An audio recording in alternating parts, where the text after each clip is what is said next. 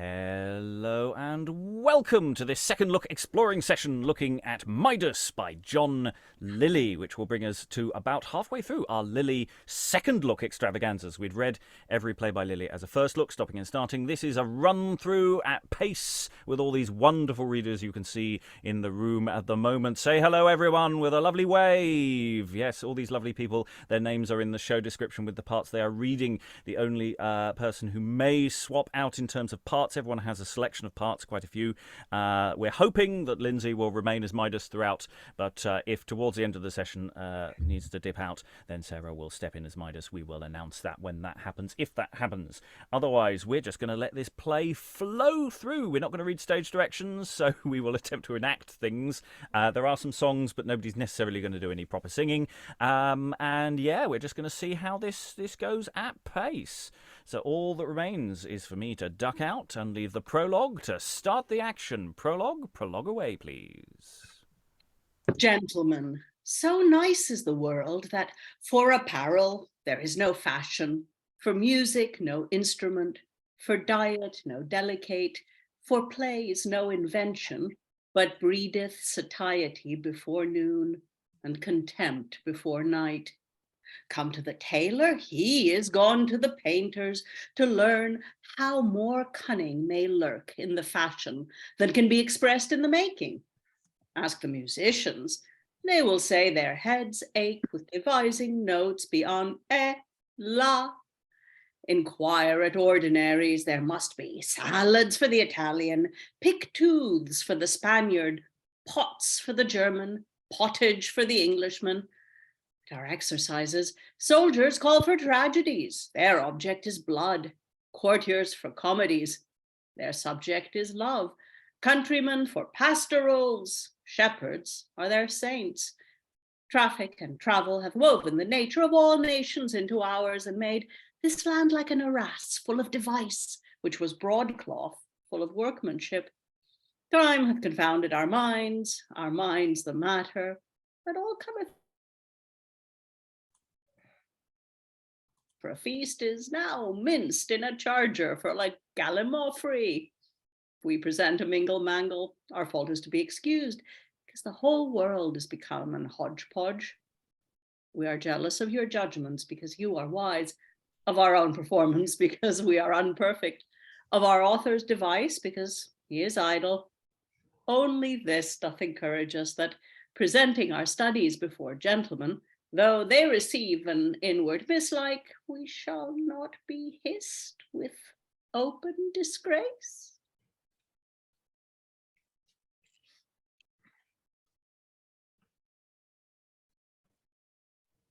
Midas, when the gods bestow benefits, they ask thanks, but where they receive good turns, they give rewards.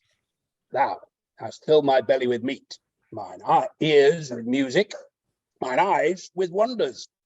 Bacchus of all the gods is the best fellow, and Midas amongst men, a king of fellows. All thy grounds are vineyards, thy corn grapes, thy chambers cellars, thy household stuff standing cups, and therefore ask anything, it shall be granted. Wouldst thou have the pipes of thy conduits to run wine, the udders of thy beasts to drop nectar, or thy trees to bud ambrosia? Desirest thou to be fortunate in thy love, or in thy victories famous, or to have the years of thy life as many as the hairs on thy head? Nothing shall be denied. So great is Bacchus, so happy is Midas. Bacchus for a king to beg of a god, it is no shame, but to ask with advice wisdom. Give me leave to consult, lest desiring things above my reach, I be fired with Phaeton, or against nature and be drowned with Icarus, and so perishing the world shall both laugh and wonder, crying Magnus temem excidis ausis. Consult, Bacchus will consent. Now, my lord, let me hear your opinions. What wish may make Midas most happy and his subjects best content? Were I a king, I would wish to possess my mistress, for what sweetness can there be found in life but love? Whose wounds, the more mortal they are to the heart, the more immortal they make the possessors. And who knoweth not the possessing of that must be most precious, the pursuing whereof is so pleasing. Love is a pastime for children, reading nothing but folly, nourishing nothing but idleness. I would wish to be the monarch of the world, conquering kingdoms like villages, and, being greatest on the earth, be commander of the whole earth. But what is the more tickles the mind of a king than a hope to be the only king, wringing out of every country tribute, and in his own to set in triumph?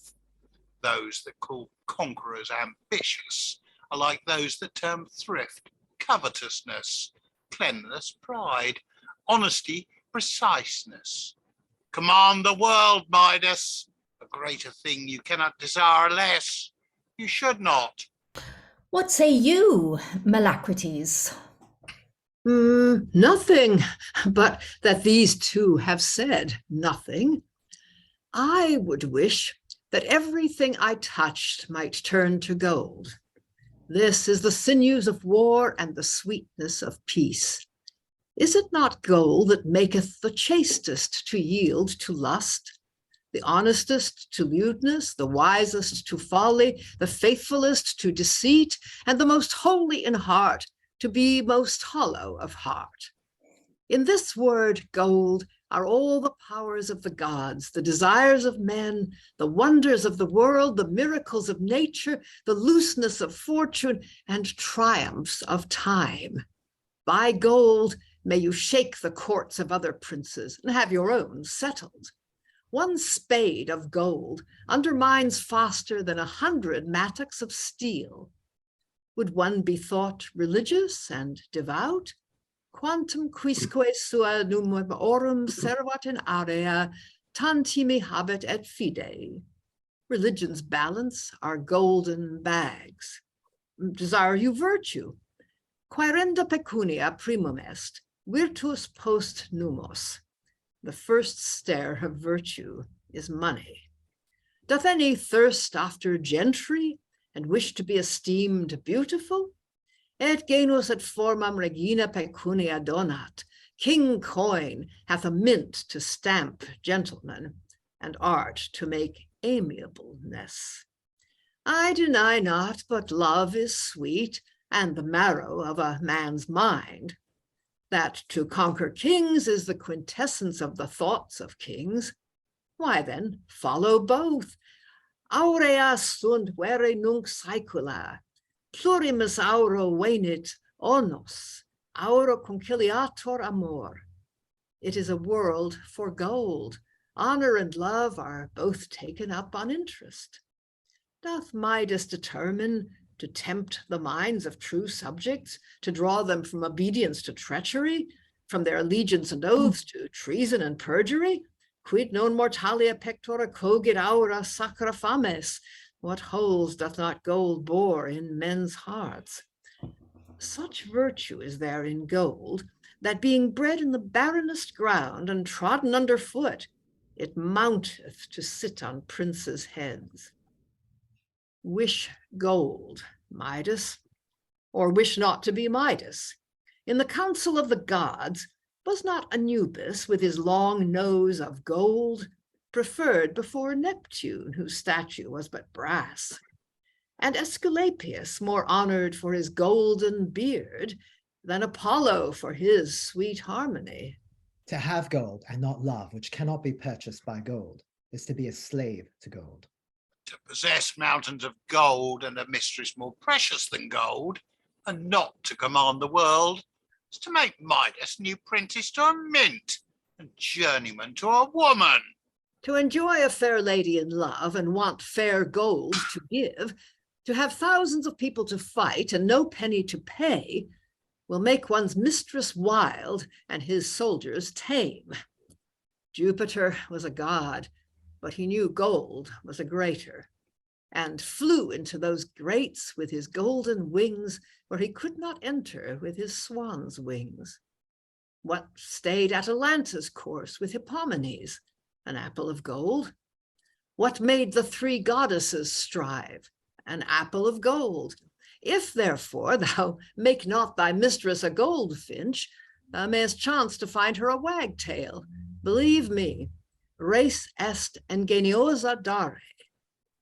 Besides, how many gates of cities this golden key hath opened, we may remember of late, and ought to fear hereafter. That iron world is worn out, the golden is now come. Sub Jove nunc mundus, justa sequare Jovis.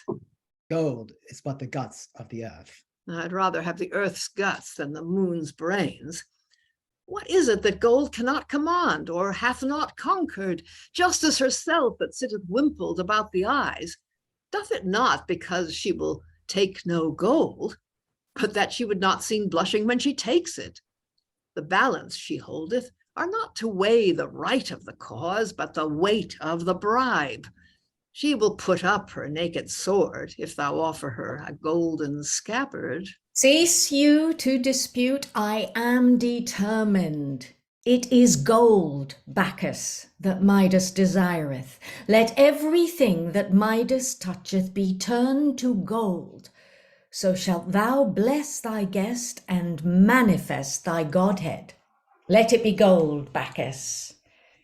Midas, thy wish cleaveth to thy last word. Take up this stone. Fortunate Midas! It is gold, Mellicrates, gold! It is gold! This a stick. Gold, Mellicrates, my sweet boy, all is gold. For ever honoured be Bacchus, that above measure hath made Midas fortunate. If Midas be pleased, Bacchus is. Over to my temple with Sir Linus. For this time there are many to offer unto me sacrifices. Panem pro munere poscis. Come, my lords, I will with gold pave my court and deck with gold my turrets. These petty islands near to Phrygia shall totter, and other kingdoms be turned topsy-turvy. I will command both the affections of men and their fortunes. Chastity will grow cheap where gold is thought dear. Caelia, chaste Caelia, shall yield. You, my lords, have my hands in your houses, turning your brazen gates to fine gold. Thus shall Midas be monarch of the world, the darer of fortune, the commander of love. Come, let us in. We follow, desiring that our thoughts may be touched with thy fingers, that they also may become gold. Well, I fear the event because of Bacchus's last words. Panem pro munere poscis. She is a drunken god, else he would not have given so great a gift. Now it is done. I care not for anything he can do. Thou servest Mellicrates, and I his daughter. Which is the better man? Masculine gender is more worthy than the feminine. Therefore, Licio, Bacchare. That is when those two genders are at jar, but when they belong both to one thing, then... What then? Then they agree like the fiddle and the stick. Pulchre sane, God's blessing on thy blue nose.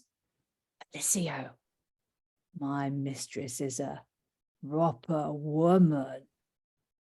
Aye, but thou knowest not her properties. I care not for her qualities, so I may embrace her quantity. Are you so pert? Aye, and so expert that I can well tell the thoughts of a woman's heart by her eyes as the change of the weather by an almanac. Sir boy, you must not be saucy. No, but faithful and serviceable. Lock up your lips or I will lop them off. But, sirrah, For thy better instructions, I will unfold every wrinkle of my mistress's disposition. Oh, I pray thee, do. But for this time, I will only handle the head and pertinence. Nothing else? Why, will not that be a long hour's work to describe? That is almost a whole day's work to dress. Proceed. First, she hath a head as round as a tennis ball. I would my bed were a hazard. Why? Nothing, but I would have her head there among other balls. Video pro intellego. Then she hath a hawk's eye. Oh, that I were a partridge head, To what end? that she might tire with her eyes on my countenance. Wouldst thou be hanged? Silly set. Well, she hath the tongue of a parrot. That's a leaden dagger in a velvet sheath to have a black tongue in a fair mouth.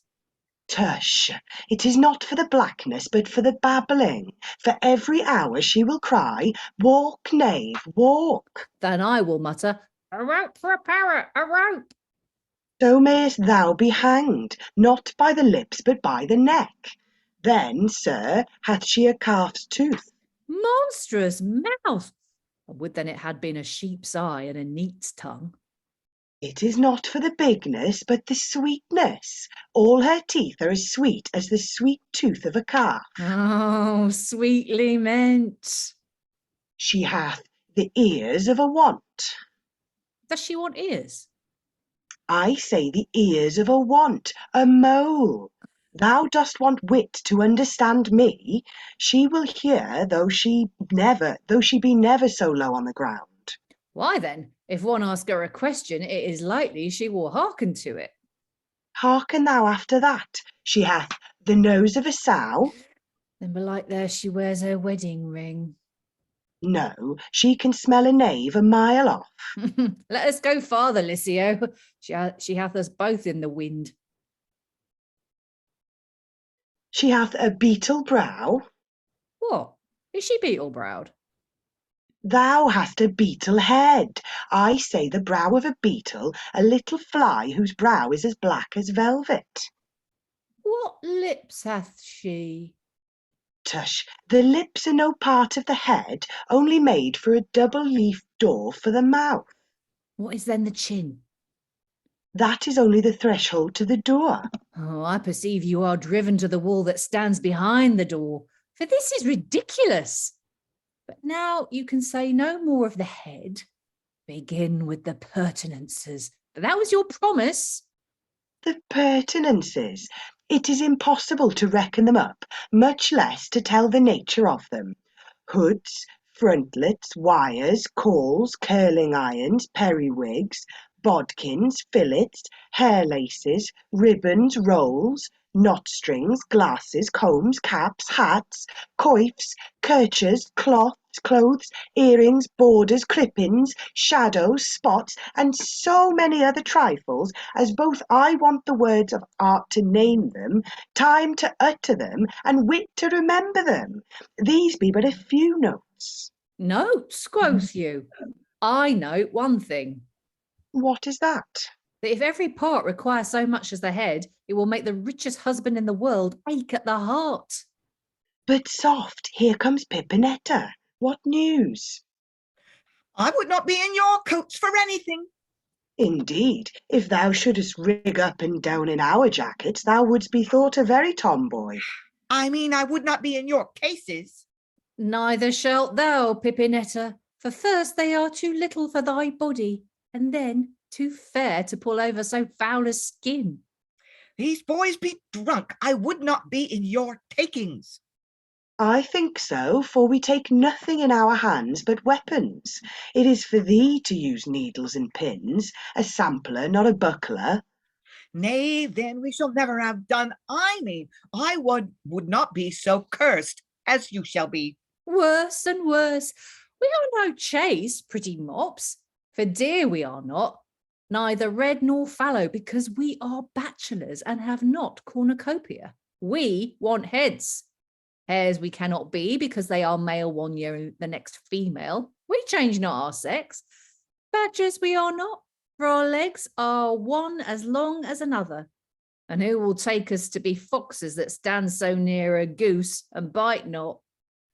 Fools you are, and therefore good game for wise men to hunt. But, knaves, I leave you for honest wenches to talk of. Nay, stay, sweet Pipenetta, we are but disposed to be merry. I marvel how old you will be before you be disposed to be honest. But this is the matter.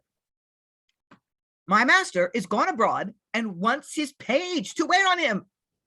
My mistress would rise and lax your worship to fetch her hair. Why? Is it not on her head? Methinks it should, but I mean the hair she must wear today. Why doth she wear any but her own? In faith, sir, no. I'm sure it's her own when she pays for it. But do you hear the strange news at court? No, except this be it. To have one's hair lie all night out of the house from one's head. Tush, everything that Midas toucheth turneth to gold. The devil is. Indeed, gold is the devil. Thou art deceived, wench. Angels are gold, but is it true? True. Why, the meat that he toucheth turneth to gold, so doth the drink, so doth his raiment.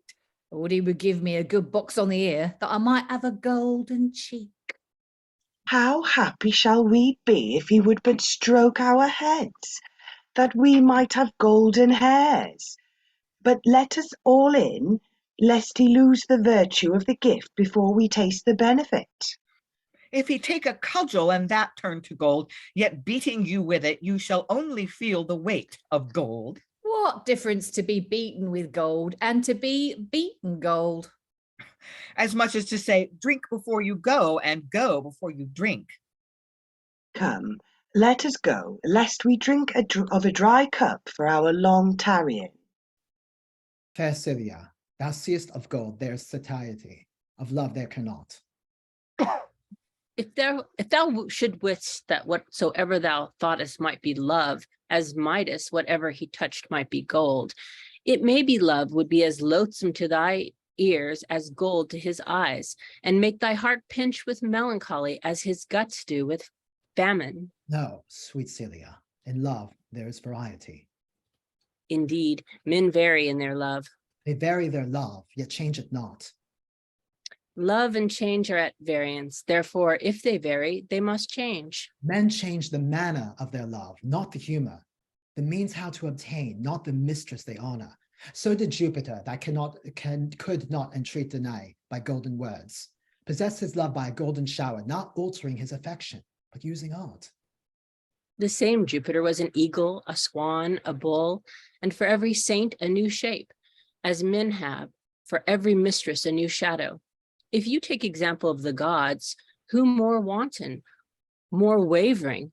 If of yourselves, being but men, who will think you more constant than the gods?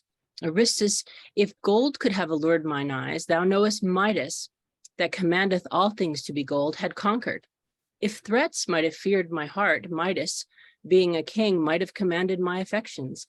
If love, gold, or authority might have enchanted me, Midas had obtained by love, gold, and authority. Quorum si singula, nostrum flectere, non poterint, potissent omnia mentum. Celia, if kings say they love and yet dissemble, who dare say that they dissemble and not love? They command the affections of others to yield and their own to be believed.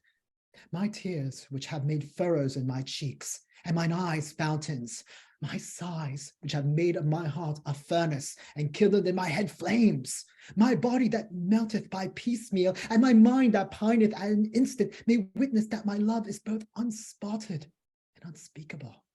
Quorum si singula deorum flecteri non poterant, deberant omnia mentum. But soft, here cometh the princess with the rest of the lords. Mellicrates, I cannot tell whether I should more mislike thy counsel or Midas' consent, but the covetous humour of you both I contemn and wonder at, being unfit for a king whose honour should consist in liberality, not greediness, and unworthy the calling of Mellicrates, whose fame should rise by the soldier's god, Mars, not by the merchant's god, gold. Madam, things past cannot be recalled but repented, and therefore are rather to be pitied than punished. It now behoveth us how to redress the miserable estate of our king, not to dispute of the occasion. Your highness sees, and without grief you cannot see, that his meat turneth to massy gold in his mouth, and his wine slideth down his throat like liquid gold. If he touches robes, they are turned to gold, and what is not that toucheth him, but becometh gold? Aye, Mellicrates, if thy tongue had been turned to gold, before thou gavest our king such counsel, Midas's heart had been full of ease, and thy mouth of gold. If my advice had taken place, Midas, that now sitteth over head and ears in crowns, had worn upon his head many kings' crowns, and been conqueror of the world, that now is commander of Dross. That greediness of Mellicrates, whose heartstrings are made of Pluto's purse strings, hath made Midas a lump of earth, that should be a god on earth. And thy effeminate mind, Aristus, whose eyes are stitched on Caelia's face, and thoughts gived to her beauty, hath bred in all the court such a tender wantonness, that nothing is thought of but love, a passion proceeding a beastly lust, and coloured with the courtly name of love. Thus, while we follow the nature of things, we forget the names. Since this unsatiable thirst of gold and untemperate humour of lust crept into the king's court, soldiers have begged arms of artificers, and with their helmet on their head been glad to follow a lover with a glove in his hat, which so much abateth the courage of true captains, that they must account it more honourable in the court to be a coward, so rich and amorous, than in a camp to be valiant, if poor and maimed. He is more favoured that pricks his finger with his mistress' needle, than he that breaks his lance on his enemy's face, and he that hath his mouth full of fair words, than he that hath his body full of deep scars. If one be old and have silver hairs on his beard, so shall he have golden ruddocks in his bags. He must be wise and honourable. If young and have curled locks on his head, amorous glances with his eyes, smooth speeches in his mouth, every lady's lap shall be his pillow, every lady's face his glass, every lady's ear a sheath for his flatteries. Only soldiers, if they be old, must beg in their own countries. If young, try the fortunes of war in another.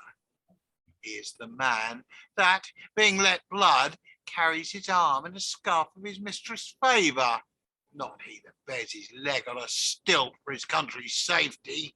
Stay, Martius. Though I know love to grow to such looseness, and hoarding to such misery, that I may rather grieve at both than remedy either, yet thy animating my father to continual arms to conquer crowns hath only brought him into imminent danger of his own head. The love he hath followed, I fear unnatural. The riches he hath got, I know, unmeasurable. The wars he hath levied, I doubt unlawful, hath drawn his body with grey hairs to a grave's mouth, and his mind with eating cares to desperate determinations. Ambition hath but two steps, the lowest blood, the highest envy. Both these hath my unhappy father climbed, digging mines of gold with the lives of men. And now, envied of the whole world, is environed with enemies round about the world, not knowing that ambition hath one heel nailed in hell, though she stretch her finger to touch the heavens.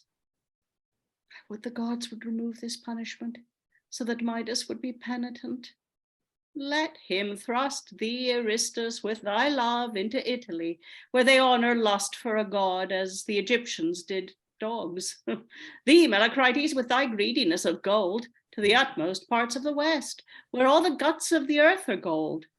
And thee, Martius, that soundest but blood and terror, into those barbarous nations where nothing is to be found but blood and terror.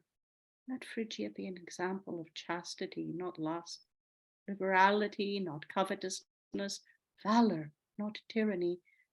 I wish not your bodies banished, but your minds, that my father and your king may be our honor and the world's wonder. And thou, Caelia, and all you ladies, learn this of Sophronia, that beauty in a minute is both a blossom and a blast. Love, a worm which, seeming to live in the eye, dies in the heart. You be all young and fair, endeavor all to be wise and virtuous, that when, like roses, you shall fall from the stalk, you may be gathered and put to the still. Madam, I am free of love, and unfortunate to be beloved. To be free from love is strange, but to think scorn to be beloved, monstrous. Haristus, thy tongue doth itch to talk of love, and my ears tingle to hear it. I charge you all, if you owe any duty to your king, go presently unto the temple of Bacchus, offer praise gifts and sacrifice, that Midas may be released of his wish, of his life. This I entreat you, this Midas commands you. Jar not with yourselves, agree in one for your king, if ever you took Midas for your lawful king. Madam, we will go, and omit nothing that duty may perform or pains. Go speedily, lest Midas die before you return. And you, Caelia, shall go with me, that with talk we may beguile the time, and my father think of no meat. I attend.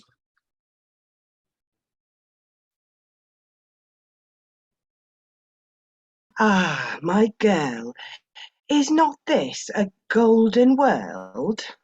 It is all one as if it were led with me, and yet as golden with me as with the king. For I see it and feel it not. He feels it and enjoys it not. Gold is but the earth's garbage, a weed bred by the sun, the very rubbish of barren ground. Hush, Licio, thou art unlettered. All the earth is an egg, the white silver, the yolk gold. Why, thou fool, what hen should lay that? I warrant a goose. Nay, I believe a bull. Blurt to you both. It was laid by the sun. The sun is rather a cock than a hen. 'Tis true, girl, else how could Titan have trodden Daphne? I weep over both your wits. If I prove in every respect no difference between an egg and gold, will you not then grant gold to be an egg? Yes, but I believe thy idle imagination will make it an addle egg. Let us hear. Proceed, Dr. Egg. Gold will be cracked. A common saying, a cracked crown. Aye, that's a broken head. Nay, then I see thou hast a broken wit. Well, suppose gold will crack. So will an egg. On. An egg is roasted in the fire. Well, So is gold tried in the fire. Fourth. An egg, as physicians say, will make one lusty. conclude. And who knows not that gold will make one frolic? Pipenetta, this is true, for it is called an egg, as a thing that doth egg on, so doth gold. Let us hear all. Eggs poached are for a weak stomach, and gold boiled for a consuming body. Spoken like a physician. Or a fool of necessity. An egg is eaten up at one sup, and a Portague lost at one cast. Gamester like concluded. Eggs make custards, and gold makes spoons to eat them. A reason, double baked. Oh, the oven of his wit was not thoroughly heated. Only this odds I find between money and eggs, which makes me wonder that being more pence in the world than eggs, that one should have 3 eggs for a penny and not 3pence for an egg. A wonderful matter, but your wisdom is overshot in your comparison, for eggs have chickens, gold hath none. Mops, I pity thee. Gold hath eggs. change an angel into 10 shillings and all those pieces are the angel's eggs. He hath made us spoke. Wilt thou eat an egg? But soft, here comes our masters. Let us shrink aside. A short answer, yet a sound. Bacchus is pithy and pitiful. In Pactolus go bathe thy wish and thee. Thy wish the waves shall have, and thou be free. I understand no oracles. Shall the water turn everything to gold? What then shall become of the fish? Shall he be free from gold? What then shall become of us, of his crown, of our country? I like not these riddles. Thou, Martius, art so warlike that thou wouldest cut off the wish with a sword, not cure it with a salve. But the gods that can give the desires of the heart can as easily withdraw the torment.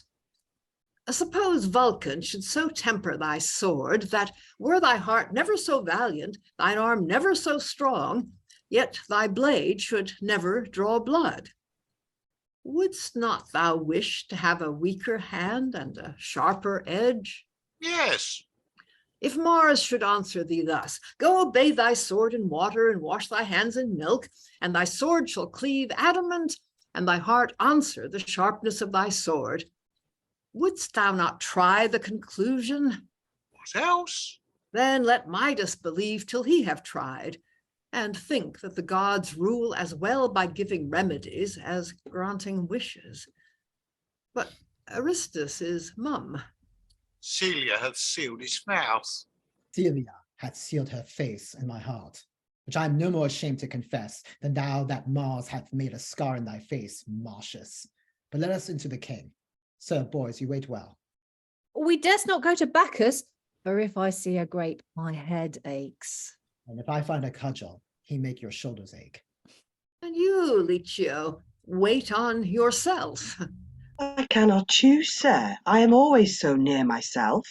I'll be as near you as your skin presently. In Pactolus go bathe thy wish and thee, thy wish the waves shall have, and thou be free. Miserable Midas, as unadvised in thy wish as in thy success unfortunate. O unquenchable thirst of gold, which turneth men's heads to lead, and maketh them blockish, their hearts to iron, and maketh them covetous, their eyes to delight in the view, and maketh them blind in the use. I that did possess mines of gold could not be contented till my mind were also a mine. Could not the treasure of Phrygia, nor the tributes of Greece, nor mountains in the east, whose guts are gold, satisfy thy mind with gold? Ambition eateth gold and drinketh blood, climbeth so high by other men's heads that she breaketh her own neck.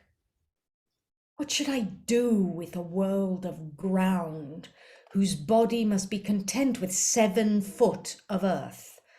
Or why did I covet to get so many crowns, having myself but one head? Those that took small vessels at the sea I accompted pirates, and myself that suppressed whole fleets, a conqueror, as though robberies of Midas might mask under the names of triumphs, and the traffic of other nations be called treachery. Thou hast pampered up thyself with slaughter, as Diomedes did his horse with blood, so unsatiable thy thirst, so heavy thy sword. 2 books have I always carried in my bosom, calling them the dagger and the sword, in which the names of all princes, noblemen, and gentlemen were dedicated to slaughter, or if not, which worse is, to slavery. O my lords, when I call to mind my cruelties in Lycaonia, my usurping in Getulia, my oppression in Sola, Then do I find neither mercies in my conquests, nor colours for my wars, nor measure in my taxes. I have written my laws in blood, and made my gods of gold. I have caused the mothers' wombs to be their children's tombs, cradles to swim in blood like boats, and the temples of the gods are stews for strumpets. Have not I made the sea to groan under the number of my ships? And have they not perished, that there was not 2 left to make a number? Have I not thrust my subjects into a camp like oxen into a cart, whom having made slaves by unjust wars, I use now as slaves for all wars? Have I not enticed the subjects of my neighbour princes to destroy their natural kings, like moths that eat the cloth in which they were bred, like vipers that gnaw the bowels of which they were born, and like worms that consume the wood in which they were engendered? To what kingdom have I not pretended claim, as though I had been by the gods created heir apparent to the world, making every trifle a title, and all the territories about me traitors to me? Why did I wish that all might be gold I touched, but that I thought all men's hearts would be touched with gold? That what policy could not compass, nor prowess, gold might have commanded and conquered? A bridge of gold did I mean to make in that island, where all my navy could not make a breach. Those islands did I long to touch, that I might turn them to gold, and myself to glory. But unhappy Midas, who by the same means perisheth himself, that he thought to conquer others, being now become a shame to the world, a scorn to that petty prince, and to thyself a consumption. A petty prince, Midas? No, a prince protected by the gods, by nature, by his own virtue and his subjects' obedience. Have not all treasons been discovered by miracle, not counsel? That do the gods challenge. Is not the country walled with huge waves? That doth nature claim.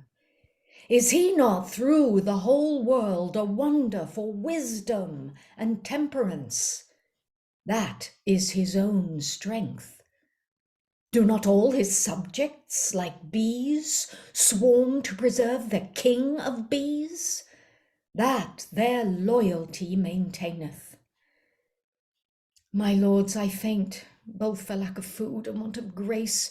I will to the river, where, if I be rid of this intolerable disease of gold, I will next shake off that untemperate desire of government, and measure my territories not by the greatness of my mind, but the right of my succession. I'm not a little sorry that, because all that your highness touch turneth to pure gold. Therefore all your princely affections should be converted to dross.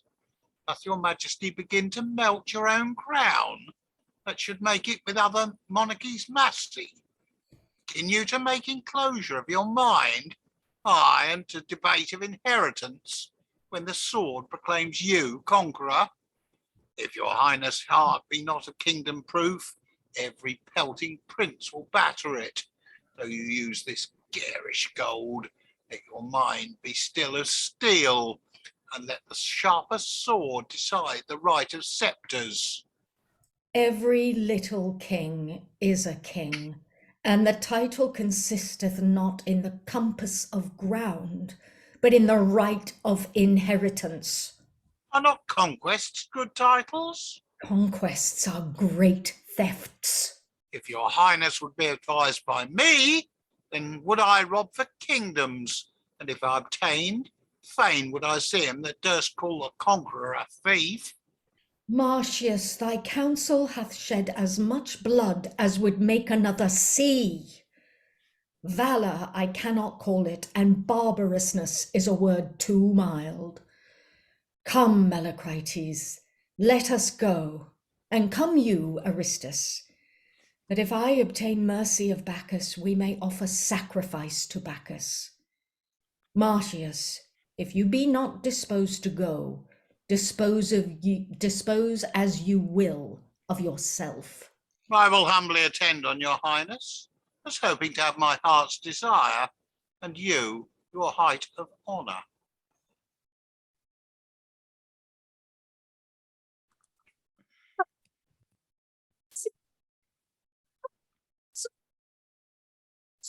Since I cozened him of the golden beard, I have had the toothache.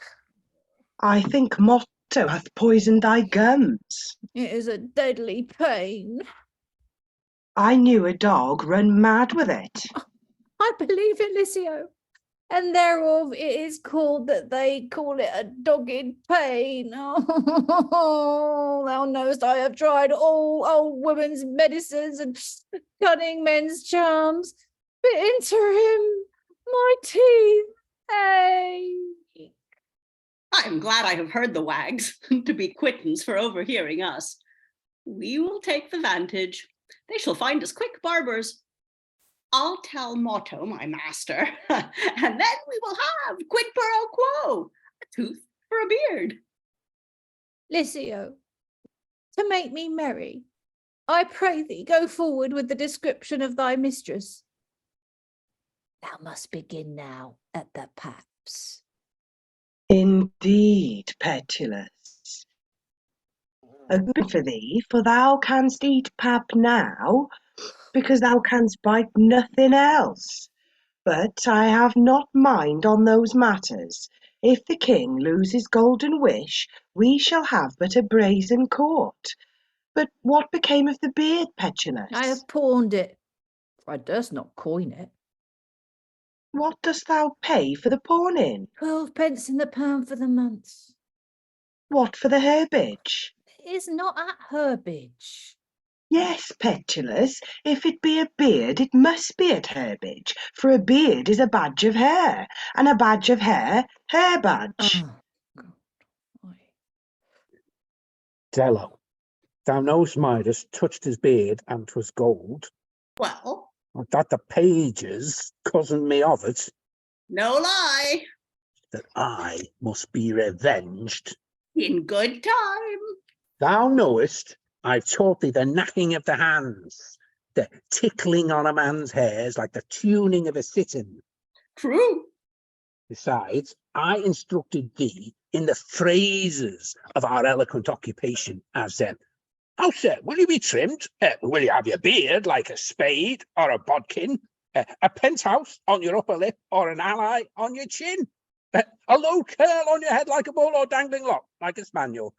Your mustachios sharp at the ends like shoemakers' awls or hanging down to your mouth like goat's flakes? Your love locks wreathed with a silken twist or shaggy to fall on your shoulders? I confess you have taught me tully de oratore, the very art of trimming. Well, for all this, I desire no more at thy hands than to keep secret the revenge I have prepared for the pages. Oh, sir, you know I'm a barber and cannot tittle-tattle. I am one of those whose tongues are swelled with silence. Indeed, thou shouldst be no because of barber. Therefore, be secret.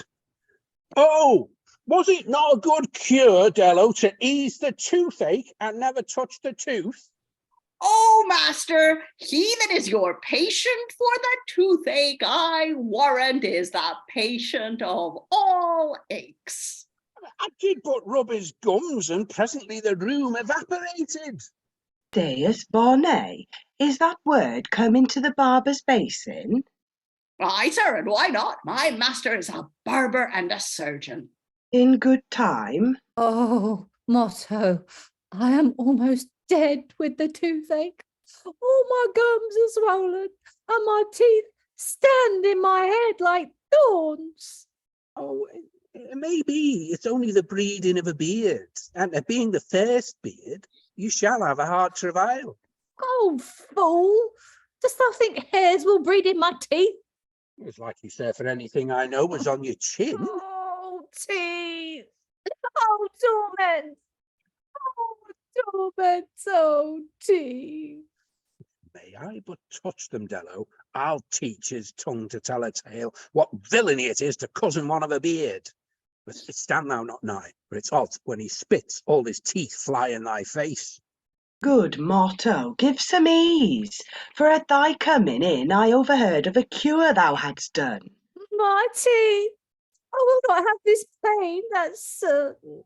Oh, so you did overhear me when you cozened me of a beard. Let up, I forget all. My master is mild and merciful, because a barber, for when he hath the throat at the command, you know he taketh revenge, but on a silly hair. How now, Petulus? Do they still ache? Aye, motto. Let me rub your gums with this leaf. Oh, do, motto, and for thy labour I will requite thee. What?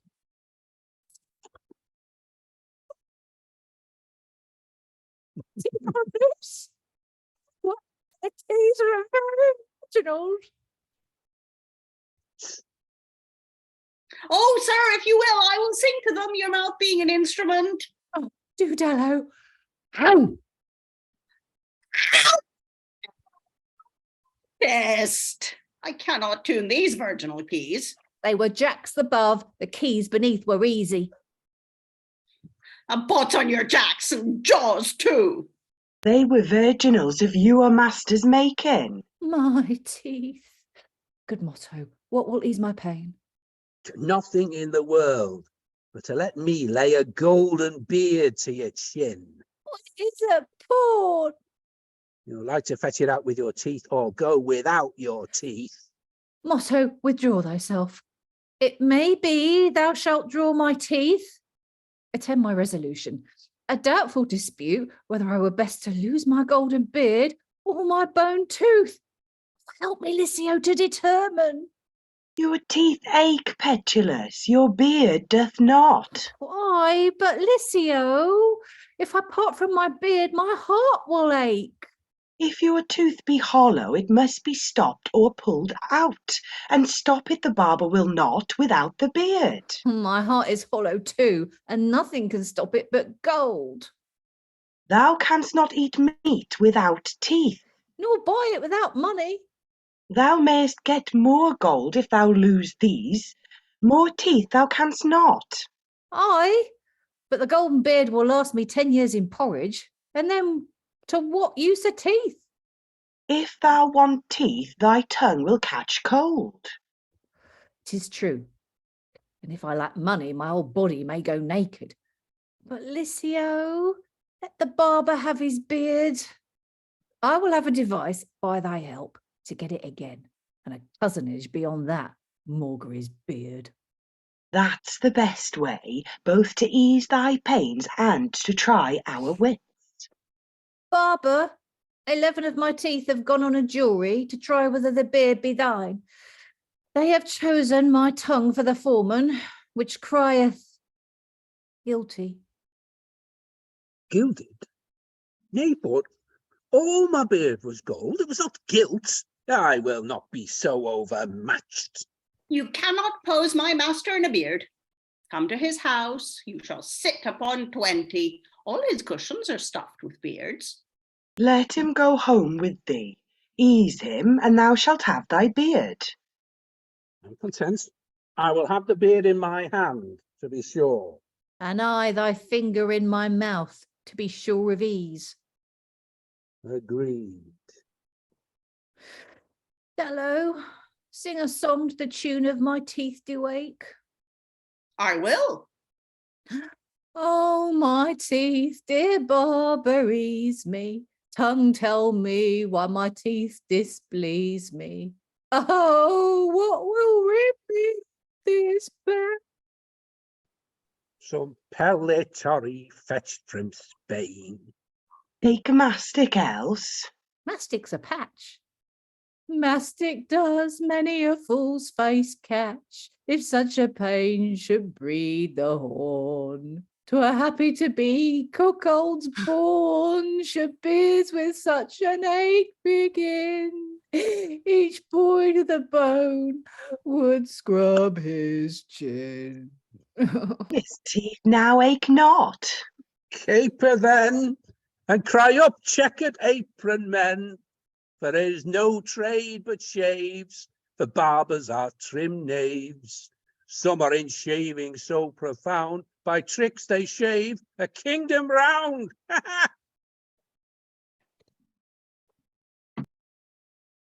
Ladies, here must we attend the happy return of my father. But in the mean season, what pastime shall we use to pass the time? I will agree to any, so it be not to talk of love. Then sleep is the best exercise. Why, Suavia, are you so light that you must chat of love, or so heavy that you must needs sleep? Penelope, in the absence of her lord, beguiled the days with spinning. Indeed, she spun a fair thread, if it were to make a string to bow wherein she drew her wooers. Why, Suavia, it was a bow which she knew to be above their strength. Therein she showed her wit. Quilatus aguerit, coroneus arcus erat. It was made of horn, madam, and therein she showed her meaning. Why, dost thou not think she was chaste? Yes, of all her wooers. To talk of thee is to lose time, not well to spend it. How say you, Amerula? What shall we do? Tell tales. What say you, Celia? Sing. What think you, Camilla? Dance. You see, Suavia, there are other things to keep one from idleness besides love. Nay, that there is nothing to make idleness but love. Well, let me stand by and feed mine own thoughts with sweetness, while they fill their eyes and ears with songs and dancing. Amerula, begin thy tale. There dwelt sometimes in Phrygia a lady very fair, but passing froward, as much marvelled at for beauty as for peevishness misliked. High she was in the instep, but short in the heel, straight-laced, but loose-bodied. It came to pass that a gentleman, as young in wit as years, and in years a very boy, chanced to glance his eye on her, and there were they dazzled on her beauty, as larks that are caught in the sun with the glittering of a glass. In her fair looks were his thoughts entangled, like the birds of canary that fall into a silken net. Dote he did without measure, and die he must without her love. She, on the other side, as one that knew her good, began to look askance, yet felt the passions of love eating into her heart, though she dissembled them with her eyes. Why laughest thou? To see you, madam, so tame as to be brought to hear a tale of love that before was so wild you would not come to the name, and that Amerula could devise how to spend the time with a tale, only that she might not talk of love, and now to make love her only tale. Indeed, I was overshot in judgment, and she in discretion. Amerula, another tale, or none. This is too lovely. Nay, let me hear any woman tell a tale of 10 lines long without it tend to love, and I will be bound never to come at the court. And you, Camilla, that would fain trip on your petty toes, can you persuade me to take delight to dance and not love? Or you that cannot rule your feet can guide your affections, having the one as unstayed as the other unsteady. Dancing is a love sauce. Therefore, I, who dare be so saucy as, if you love to dance, to say you dance for love. But Camilla, she will sing, whose voice, if it should utter her thoughts, would make the tune of a heart out of tune. She that hath crotchets in her head hath also love conceits. I dare swear she harpeth not only on plain song, And before you, Sophronia, none of them all use plain dealing, but because they see you so curious, they frame themselves counterfeit. For myself, as I know honest love to be a thing inseparable from our sex, so do I think it most allowable in the court, unless we would have all our thoughts made of church work, and so carry a holy face and a hollow heart. Ladies, how like you Suavia in her loving vein? We are content at this time to soothe her in her vanity. She casts all our minds in the mould of her own head, and yet erreth as far from our meanings as she doth from her own modesty. Amerula, if you were not bitter, your name had been ill bestowed, but I think it is lawful in the court to be counted loving and chaste, as you in the temple to seem religious and be spiteful. I marvel you will reply any more, Amerula. Her tongue is so nimble it will never lie still. The like are thy feet, Camilla, which were taught not to stand still. So no more, ladies. Let our coming to sport not turn to spite. Love thou, Suavia, if thou think it sweet. Sing thou, Caelia, for thine own content. Tell thou tales, and dance thou, Camilla, so every one, using her own delight, shall have no cause to be discontent. But here cometh Martius and the rest. What news, Martius, of my sovereign and father Midas? Madam, he no sooner bathed his limbs in the river, but it turned to a golden stream, the sands to fine gold, and all to gold that was cast into the water. Midas, dismayed at the sudden alteration, essayed again to touch a stone, but he could not alter the nature of the stone. Then went we with him to the temple of Bacchus, where we offered a lance wreathed about with ivy, garlands of rich grapes, and skins of wolves and panthers, and a great standing cup of the water, which so lately was turned to gold. Bacchus accepted our gifts, commanding Midas to honour the gods, and also in wishing to be as wise as he meant to have him, made him fortunate. Happy Sophronia that hast lived to hear these news, and happy Midas if thou live better to govern thy fortune. But what has become of our king? Midas, overjoyed with this good fortune, determined to use some solace in the woods, where by chance we roused a great boar. He, eager of the sport, outrid us, and we, thinking he had been come to his palace some other way, came ourselves the next way. If he be not returned, he cannot be long. We have also lost our pages, which we think are with him. The gods shield him from all harms. The woods are full of tigers, and he is of courage. Wild beasts would make no difference between a king and a clown, nor hunters in the heat of their pastime fear no more the fierceness of the boar than the fearfulness of the hare. But hope well. Let us in to see all's well.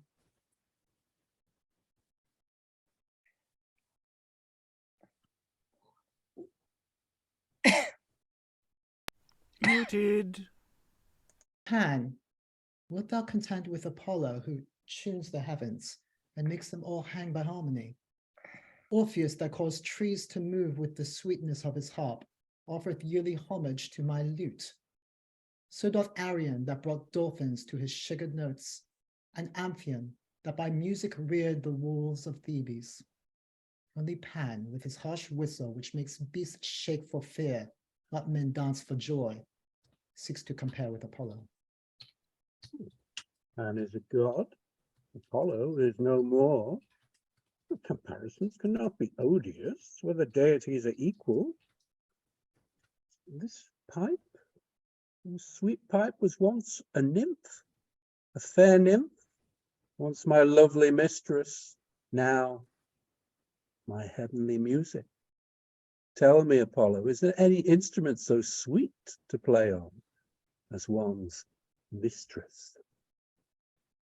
Had thy lute been of laurel, the strings of Daphne's hair, thy tunes might have compared to my notes, for then Daphne would have added to the high stroke sweetness, and to thy thoughts melody.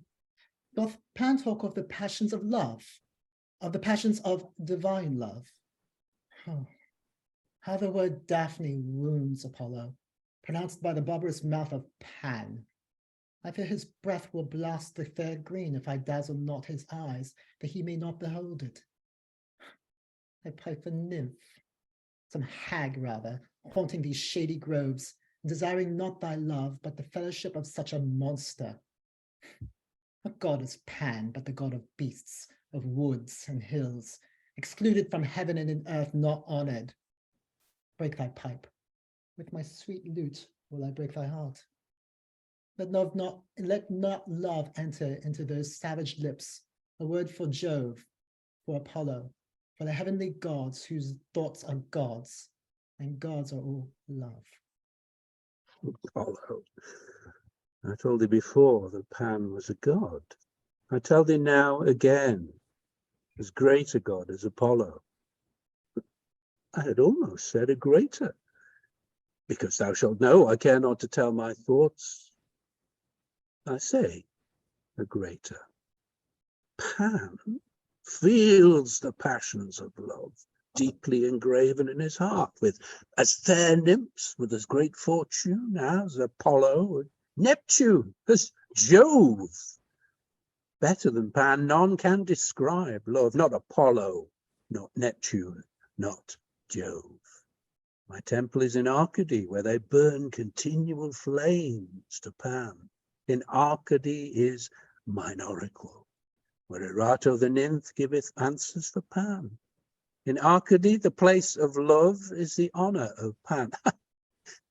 But I am god of hills, so I am Apollo, of woods so thick that thou with thy beams canst not pierce them. I know Apollo's prying, I know mine own jealousy. Sun and shadow, cousin one another. Be thou sun still, shadow is fast at thy heels, Apollo.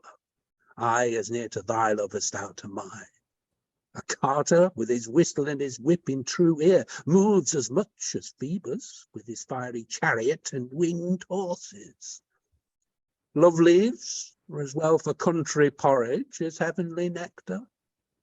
Love made Jupiter a goose, Neptune a swine, and both for love of an earthly mistress. What hath made Pan, or any god on earth, for gods on earth can change their shapes, turn themselves for a heavenly goddess? Believe me, Apollo, our groves are pleasanter than your heavens, our milkmaids than your goddesses, our rude ditties to a pipe than your sonnets to a lute. Here is flat faith amo amas, where you cry, "Oh, tunamamarant yet non amase." I let pass, Apollo, thy hard words, calling Pan monster, which is as much to call all monsters. A Pan is all. Apollo, but one. Oh, but touch thy strings. Let these nymphs decide. Those nymphs shall decide, unless thy rude speech have made them deaf. As for any other answer to Pan, take this, that it becometh not Apollo to answer Pan. Pan is all, and all is Pan. Thou art Pan and all Pan and thinkily. But to this music, wherein all thy shame shall be seen, and all my skill. In the chase I lost all my company and missed the game too. I think Midas shall in all things be unfortunate. What is he that talketh? Midas, the unfortunate king of Phrygia. To be a king is next to being a god. Thy fortune is not bad. What is thy folly? To abuse a god. An ungrateful part of a king. But Midas, seeing by chance thou art come, or sent by some god of purpose, none can in the earth better judge of gods than kings. Sit down with these nymphs.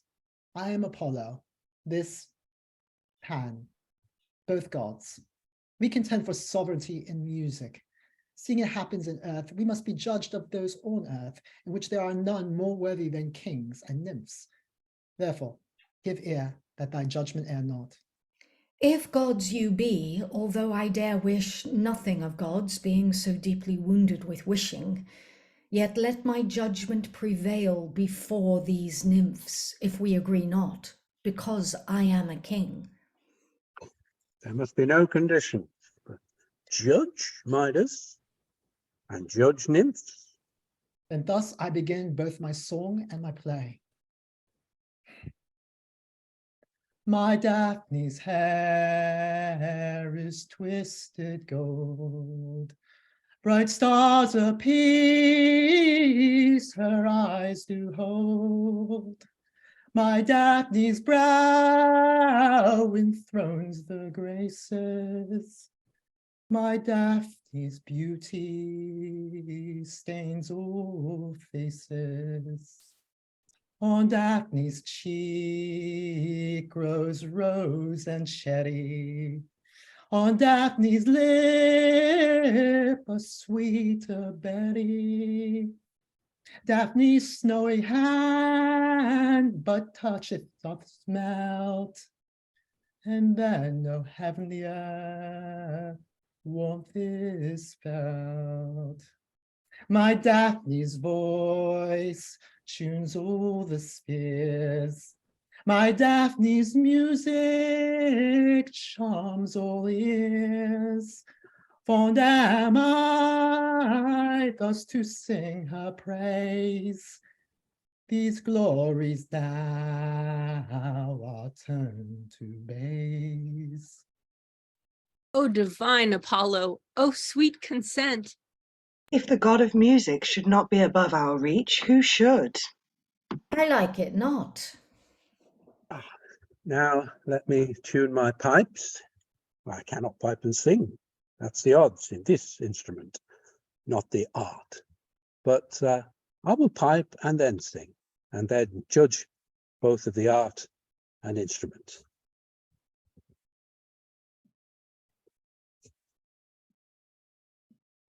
Pan Syrinx was a girl indeed, though she's turned now into a reed. From that dear reed Pan's pipe doth come, a pipe that strikes Apollo dumb. No flute, nor lute, nor gitten can, so chanted as the pipe of Pan. Cross-gartered swains and dairy girls, with faces smug and round as pearls, when Pan's shrill pipe begins to play, with dancing wear out night and day. The bagpipes drone, his hum lays by, when Pan sounds up his minstrelsy. His minstrelsy obeys this quill, which at my mouth with wind I fill, puts me in mind, though her I miss, that still my Syrinx lips I kiss. Hast thou done, Pan? Aye, and done well, as I think. Now, nymphs, what say you? We all say that Apollo hath showed himself both the god, and of music the god. Pan himself a ruddy satyr, neither keeping measure nor time, his piping as far out of tune as his body out of form. To thee, divine Apollo, we give the prize and reverence. But what says Midas? Methinks there's more sweetness in the pipe of Pan than Apollo's lute. I brook not that nice tickling of strings that contents me, that makes one start. What a shrillness came into mine ears out of that pipe, and what a goodly noise it made. Apollo, I must needs judge that Pan deserveth most praise. Blessed be Midas, worthy to be a god. These girls, whose ears do but itch with daintiness, give the verdict without weighing the virtue. They've been brought up in chambers with soft music, not where I make the woods ring with my pipe, Midas. Wretched, unworthy to be a king, thou shalt know what it is to displease Apollo. I will leave thee but the last 2 letters of thy name to be thy whole name, which if thou canst not guess, touch thine ears, they shall tell thee. What hast thou done, Apollo, the ears of an ass upon the head of a king? Ah, and well worthy, when the dullness of an ass is in the ears of a king. Help, Pan, or Midas perisheth. I cannot undo what Apollo hath done, nor give thee any amends, unless to those ears thou wilt have added these horns. It were very well that it might be hard to judge whether he were more ox or ass. Farewell, Midas. Midas, farewell. I warrant thee, they be dainty ears, nothing can please them but Pan's pipe.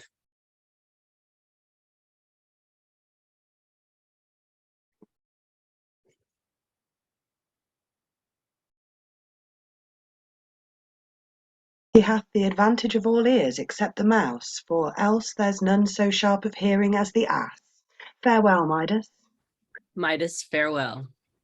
Farewell, Midas. Oh, Midas, why was not thy whole body metamorphosed, that there might have been no part left of Midas? Where shall I shroud this shame, or how may I be restored to mine old shape? Apollo is angry. Oh, blame not Apollo, whom, being god of music, thou didst both dislike and dishonour, preferring the barbarous noise of Pan's pipe before the sweet melody of Apollo's lute. If I return to Phrygia, I shall be pointed at. If I live in these woods, savage beasts must be my companions. And what other companions should Midas hope for than beasts, being of all beasts himself the dullest? Had it not been better for thee to have perished by a golden death than now to lead a beastly life? Unfortunate in thy wish, unwise in thy judgment, first a golden fool, and now a leaden ass. What will they say in Lesbos if happily these news come to Lesbos? If they come, Midas, yes, report flies as swift as thoughts, gathering wings in the air and doubling rumours by her own running, insomuch as having here the ears of an ass, it will be there be told, all my hairs are ass's ears. Then will this be the byword. Is Midas, that sought to be monarch of the world, become the mock of the world? Are his golden mines turned to water, as free for every one that will fetch as for himself, that possess them by wish? Oh, poor Midas, are his conceits become blockish, his counsels unfortunate, his judgments unskilful? Oh, foolish Midas! A just reward for thy pride to wax poor, for thy overweening to wax dull, for thy ambition to wax humble, for thy cruelty to say, Sisque miser semper nexis miserabilis uli. But I must seek to cover my shame by art, lest being once discovered to these petty kings of Mysia, Pisidia, and Galatia, they all join to add to mine ass's ears of all the beasts the dullest, a sheep's heart of all the beasts the fearfullest, and so cast lots for those kingdoms that I have won with so many lives and kept with so many envies. I mused what the nymphs meant that so sang in the groves. Midas of Phrygia hath ass's ears.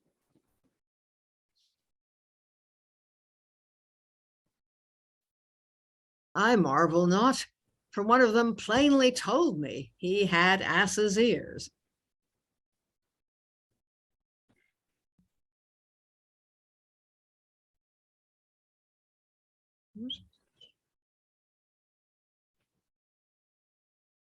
Aliki, you're muted.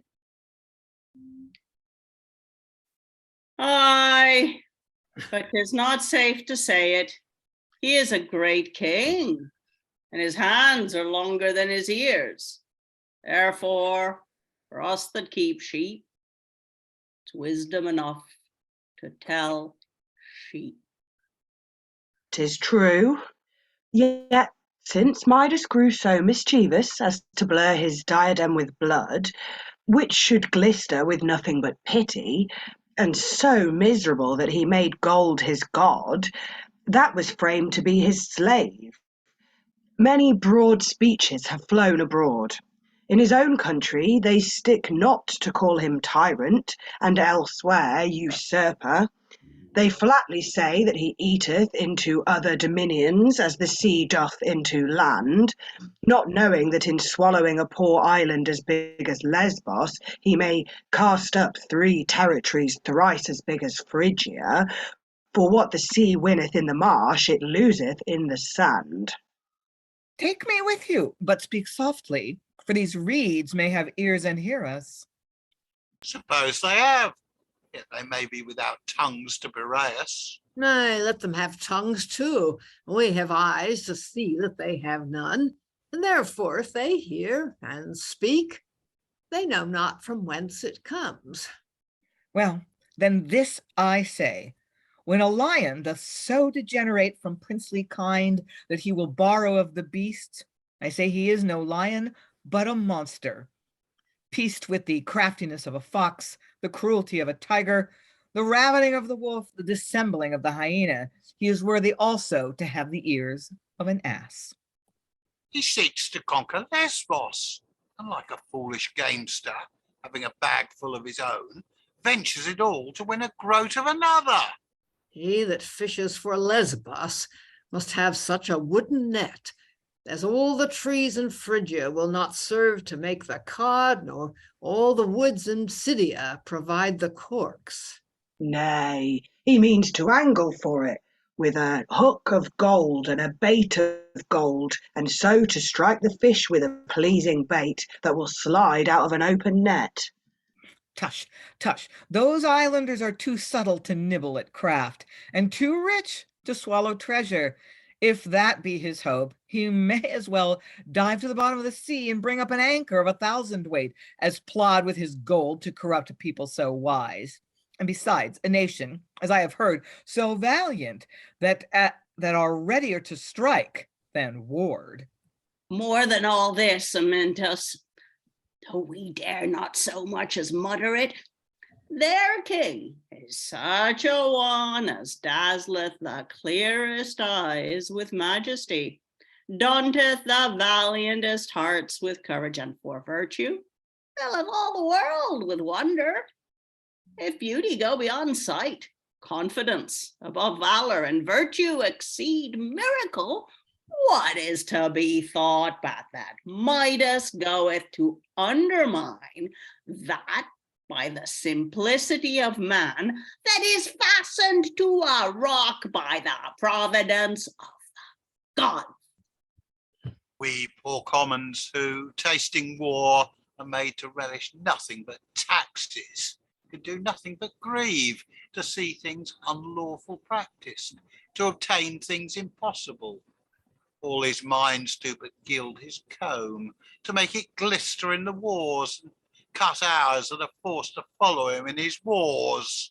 Well, that must be borne, not blamed, that cannot be changed.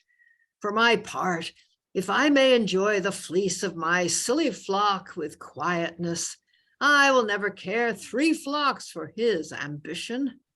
Let this suffice. We may talk too much, and being overheard, be all undone. I'm so jealous that methinks the very reeds bow down, as though they listen to our talk. And soft, I hear some coming. Let us in and meet at a place more meet.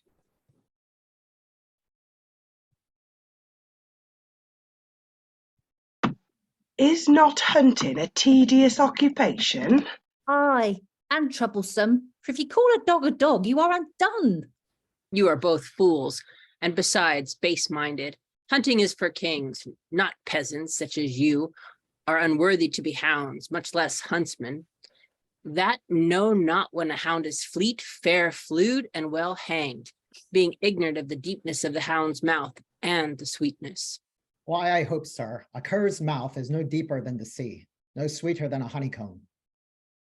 Pretty coxcomb, a hound will swallow thee as easily as a great pit a small pebble. Indeed, hunting were a pleasant sport, but the dogs make such barking that one cannot hear the hound's cry. I'll make thee cry. If I catch thee in the forest, thou shalt be lashed. What's that? Dost thou not understand their language? Not I. Oh, 'tis the best calamus in the world, as easily deciphered as the characters in a nutmeg. I pray thee, speak some. Oh, I will. But speak in order, or I'll pay you. To it, Petulus. There was a boy leashed on the single because when he was embossed, he took soil. What's that? Well, why? A boy was beaten on the tail with a leathern thong because when he foamed at the mouth with running, he went into the water. This is worse than fustian. Mum, you were best. Hunting is an honorable pastime, and for my part, I had as lief hunt a deer in a park as court a lady in the chamber. Give me a pasty for a park, and let me shake off a whole kennel of teeth for hounds. Then shalt thou see a notable champing. After that will I carouse a bowl of wine, and so in the stomach let the venison take soil. He hath laid the plot to be prudent. Why, 'tis pasty cursed. Eat enough, and it will make you wise. An old proverb.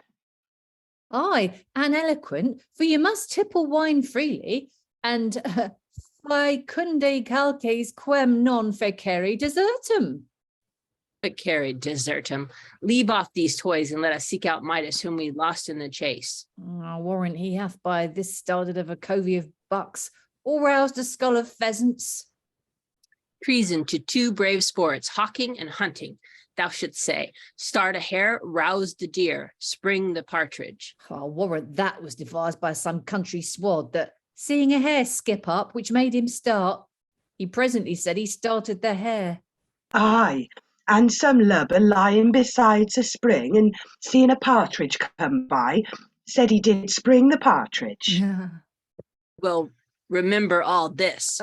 Remember all? Nay, then, we had good memories, for there be more phrases than thou hast hares. But let me see. I pray thee, what's this about thy neck? A bugle. If it had stood on thy head, I should have called it a horn. Oh, well, 'tis hard to have one's brows embroidered with bugle.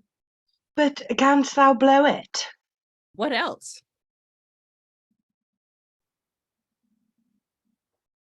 But not away. No, 'twill make Boreas out of breath to blow his horns away. There was good blowing, I'll warrant, before they came there. Well, 'tis a shrewd blow. Spare your winds in this, or I'll wind your neck in a cord. But soft, I heard my master blast. Some have felt it. Thy mother, when such a fly blow was buzzed out. But I must be gone. I perceive Midas is come.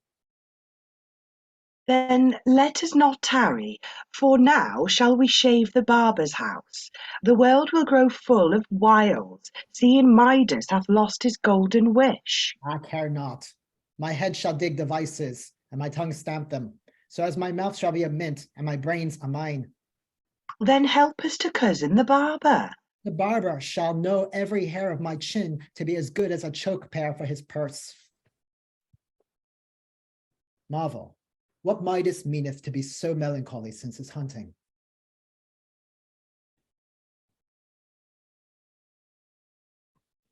Mellicrates, what's that? It is a good word in Midas. Otherwise, I should term it in another blockishness. I cannot tell whether it be a sourness commonly incident to age, or a severeness particular to the kings of Phrygia, or a suspicion cleaving to great estates. But methinks he seemeth so jealous of us all, and becomes so overthwart to all others, that either I must conjecture his wits are not his own, or his meaning very hard to some. For my part, I neither care nor wonder. I see all his expeditions for wars are laid in water. And now, when he should execute, he begins to consult, and suffers the enemies to bid us good morrow at our own doors, to whom we long since might have given the last good night in their own beds. He weareth, I know not whether for warmth or wantonness, a great tiara on his head, as though his head were not heavy enough, unless he loaded it with great rolls, an attire never used that I could hear of, but of old women or pelting priests. This will make Pisidia wanton, Lyconia stiff, all his territories wavering. He that hath couched so many kingdoms in one crown will have his kingdoms scattered into as many crowns as he possesseth countries. I will rouse him up, and if his ears be not his ass's ears, I will make them tingle. I respect not my life. I know it is my duty, and certainly I dare swear war is my profession. Martius, we will all join. And though I have been, as in Phrygia they term, a brave courtier, that is, as they expound it, a fine lover, yet will I set both aside, love and courting, and follow Martius, for never shall it be said, Bello Gareth Ali, semper aristus amet. And I, Martius, that honored gold for a god, and accounted all other gods but lead, will follow Martius, and say, Vilius argentum est auro, virtutibus aurum. My lords, I give you thanks, and I'm glad. There are no stouter soldiers in the world than those that are made of lovers, nor any more liberal in wars than they that in peace have been covetous. Then doubt not, if courage and coin can prevail, but that we shall prevail. Besides, nothing can prevail but fortune. But here comes Sophronia. I will first talk with her. Madam, either our king hath no ears to hear, or no care to consider, both in what state we stand, being his subjects, and what danger he is in, being our king. Duty is not regarded, courage condemned, altogether careless of us and his own safety. Martius, I mislike not thy plain dealing, but pity my father's trance. A trance I must call that, where nature cannot move, nor counsel, nor music, nor physic, nor danger, nor death, nor all. But that which maketh me both to sorrow and wonder is that music, a Mithridat for melancholy, should make him mad, crying still, Uno namque modo panet Apollo nocent. None have access to him but motto, as though melancholy were to be shaven with a razor, not cured with a medicine. Stay, what noise is this in those reeds? What sound is this? Who dares utter that he hears? I dare, Mellicrates. The words are plain. Midas the king hath ass's ears. This is strange, and yet to be told the king. So dare I, Camilla, for it concerneth me in duty, and us all in discretion. Soft, let us hearken better.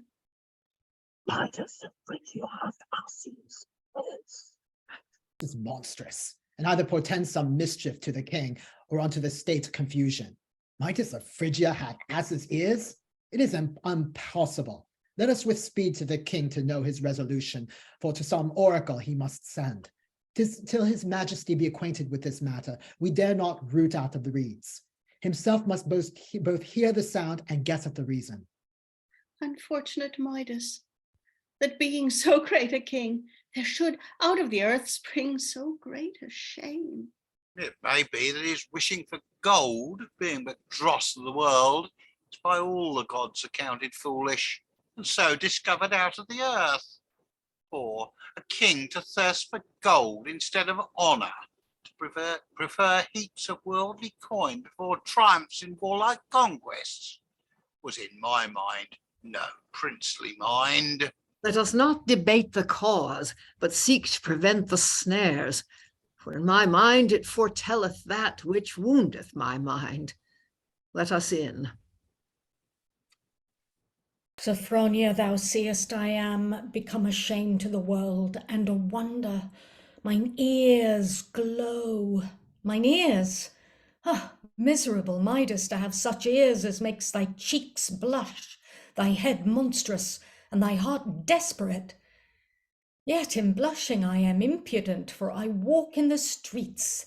In deformity I seem comely, for I have left off my tiara, and my heart, the more heavy it is for grief, the more hope it conceiveth of recovery.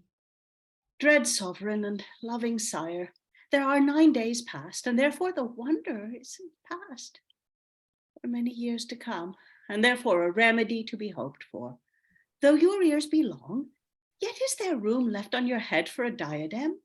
Though they resemble the ears of the dullest beast, yet should they not daunt the spirit of so great a king?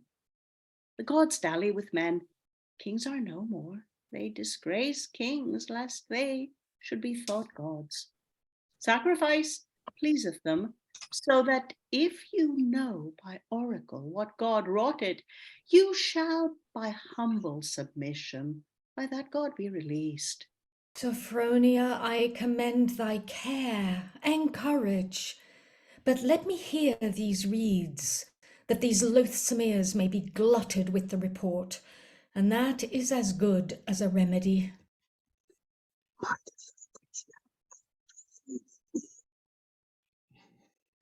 Midas of Phrygia hath ass's ears, so he hath, unhappy Midas.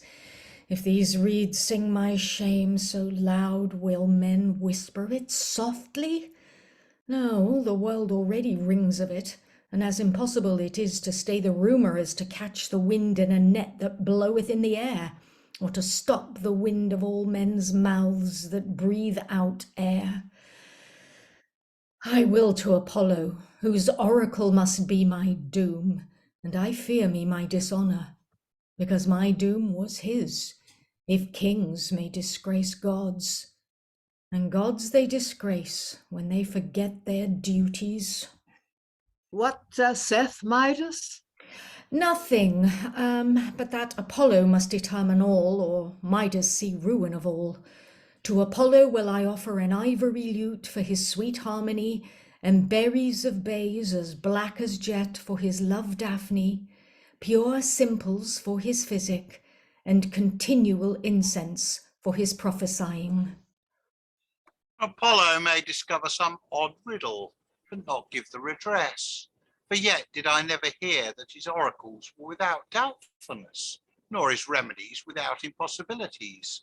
This superstition of yours is able to bring errors among the common sort, not ease to your discontented mind. Dost thou not know, Martius, that when Bacchus commanded me to bathe myself in Pactolus, thou thoughtest it a mere mockery, before with thine eyes thou sawest the remedy? Aye, Bacchus gave the wish, and therefore was like also to give the remedy. And who knows whether Apollo gave me these ears, and therefore may release the punishment? Well, reply not, for I will to Delphos.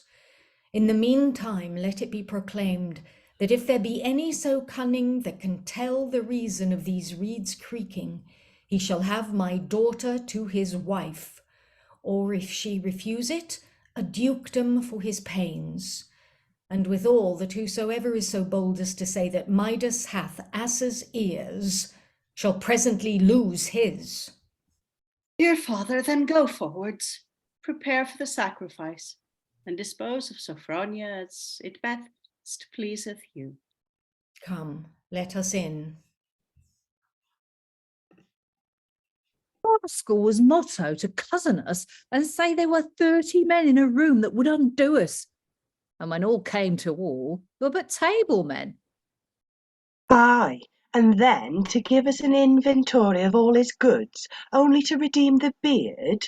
But we will be even with him, and I'll be forsworn, but I'll be revenged. And here I vow by my concealed beard, if ever it chance to be discovered to the world that it may make a pic devant, I will have it so sharp pointed that it shall stab Motto like a poignardo.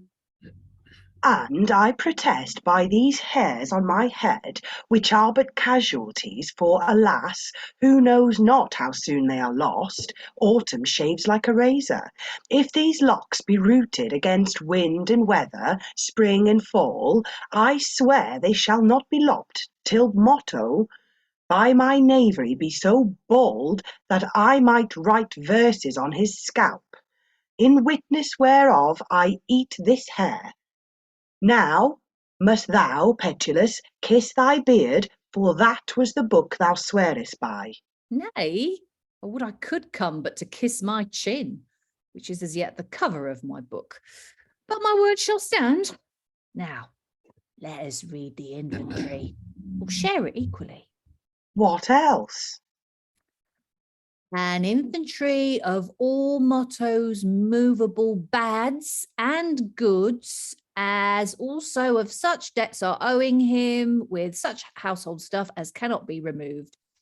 In primis, in the bedchamber, 1 foul wife and 5 small children. I'll not share in that. I am content thou take it all. These be his movable bads. And from me they shall be removables. Item, in the servants' chamber, 2 pair of cursed queen's tongues. Tongs, thou wouldst say. Nay, they pinch worse than tongs. They are movables, I'll warrant. Item, 1 pair of horns in the bride chamber on the bed's head. The beast's head, for Motto is stuffed in the head, and these are among unmovable goods.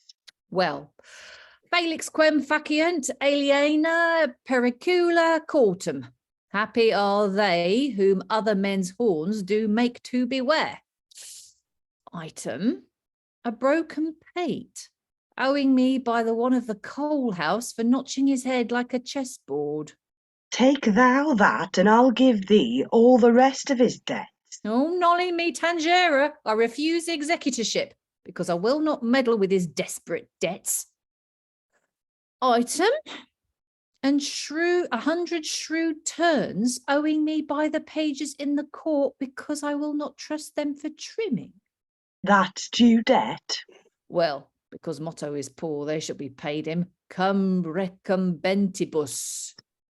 All the pages shall enter into recognizance. But ecce, Pipenetta chants it. Lass, how long shall I and my maidenhead lie in a cold bed all the night long? I cannot abide it, yet away cannot chide it, though I find it does me some wrong. Can anyone tell where this fine thing doth dwell, that carries not form nor fashion? It both heats and cools, 'tis babble for fools, yet catched at in every nation. Shall say a maid were so crossed to see this toy lost, cannot hue and cry, fetch it again? Lass, no, for 'tis driven, nor to hell nor to heaven. When 'tis found, 'tis lost even then. Hey ho, I would I were a witch, that I might be a duchess. I know not whether thy fortune is to be a duchess, but sure I am thy face serves thee well for a witch. What's the matter? The matter? Marry, 'tis proclaimed that whosoever shall tell the cause of the reed's song shall have Sophronia to wife, or if she refuse him, a dukedom for his wisdom. Besides, whosoever saith that Midas hath ass's ears shall lose theirs. I'll be a duke. I find honour to bud in my ear, and methinks every joint of mine arms, from the shoulder to the little finger, says, send for the herald. Mine arms are all armoury, gules, sables, azure, or vert, per, post, pare. And my heart is like a hearth where Cupid is making a fire. Sophronia shall be my wife. Ooh. Methinks Venus and Nature stand with each of them a pair of bellows, the one cooling my low birth, the other kindling my lofty affections. Apollo will help me because I can sing. Mercury me because I can lie. All the gods me because I can lie, sing, swear, and love.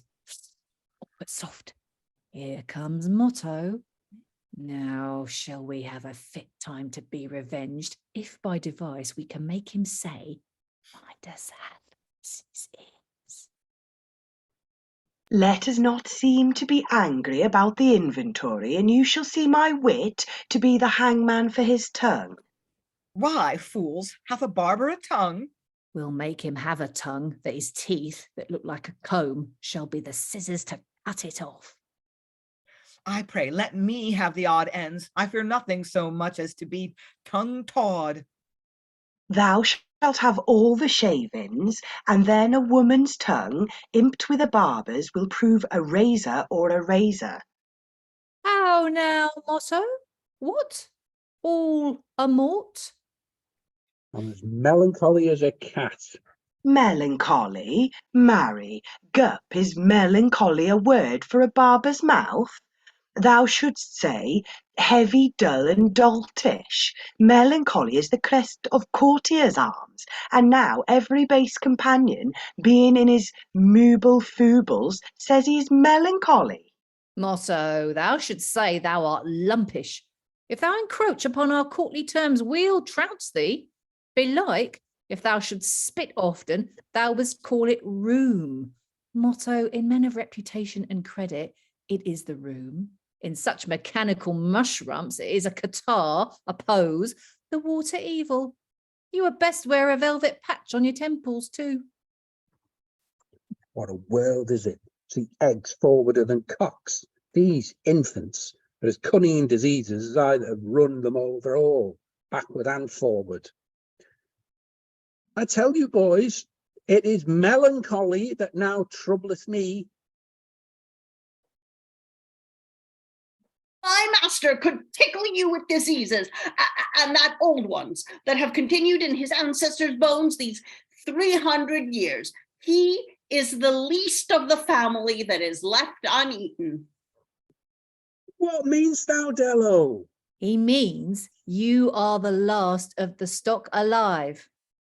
The rest the worms have eaten. Pox on those saucy worms that eat men before they be dead. But tell us, Motto, why art thou sad? Well, because all the court is sad. Why are they sad in court? Well, because the king hath a pain in his ears. Belike it is the wens. It may be, for his ears are swollen very big. And to one Motto knows of the ass's ears. If he know it, we shall, for it is as hard for a barber to keep a secret in his mouth as a burning coal in his hand. Thou shalt see me wring it out by wit. Motto, 'twas told me that the king will discharge you of your office because you cut his ears when you last trimmed him. That, 'tis a lie. And yet, if I had, he could spare an inch or two. Oh, it will out. I feel him coming. Master, take heed. We'll blab all anon. Hags are crafty. Oh, let me alone. Why, Motto, what difference between the king's ears and thine? As much as between an ass's ears and mine. Oh, Motto is modest. To mitigate the matter, he calls his own ears ass's ears. You know, I mean, the king's are ass's ears. Treason! Treason! Told you, master, you have made a fair hand. For now you have made your lips scissors to cut off your ears. Ah, Perry! Unless you pity me, Motto is in a pit. Nay, Motto, treasoners are worse pain than toothache. Now, Motto, thou knowest thine ears are ours to command. Your servants or handmaids? Then will I lead my maid by the hand? Oh, Dylan, thou rings too hard. Not so hard as he bit me. Thou seest, boy, we're both mortal. I enjoy mine ears, but durante placito, nor thou thy finger, but favante dento. Oh, yea, motto, hast thou Latin? Alas, he that had drawn so many teeth and never asked Latin for the truth is ill brought up. Well, motto, let us have the beard, without covin, fraud, or delay, at one entire payment, and thou shalt scape a payment.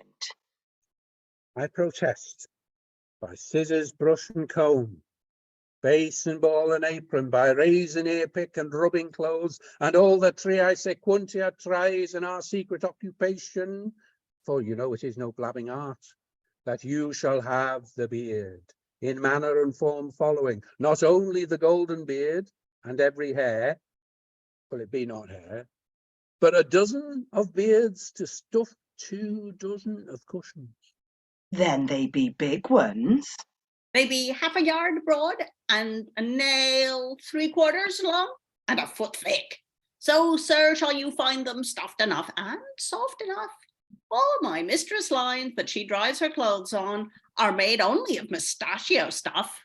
And if I durst tell the truth, as lusty as I am here, I lie upon a bed of beards, a butts of their bristles, and they that owe them, they are harder than flocks. A fine discourse. Well, motto, we give thee mercy, but we will not lose the beard. Remember now our inventory item. We will not let thee go out of our hands till we have the beard in our hands. Then follow. And as we go into the final scene of the play, we've lost our original Midas, and so Sarah is going to be taking on Midas's form, possibly in a more extreme fashion than previously. It's a runaway disease. Let's see how this goes.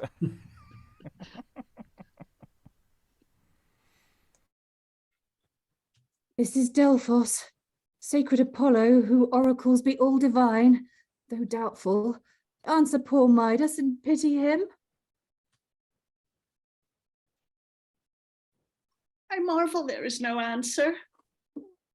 Fond Midas, how canst thou ask pity of him whom thou hast so much abused?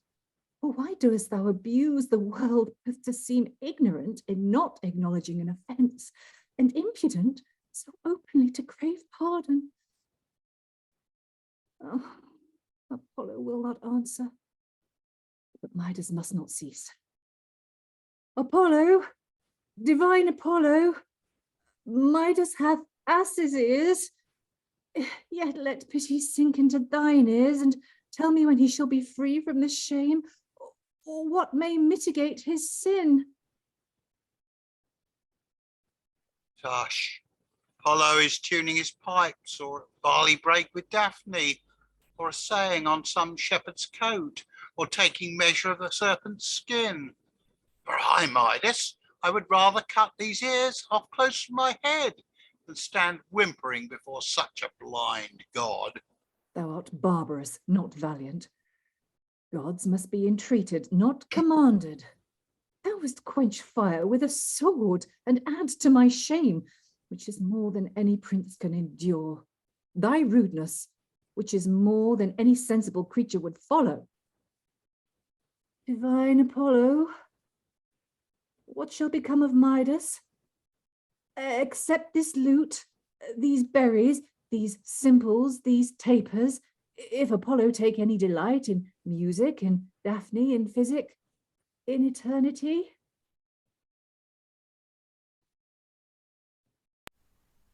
When Pan Apollo in music shall excel, Midas of Phrygia shall lose his ass's ears.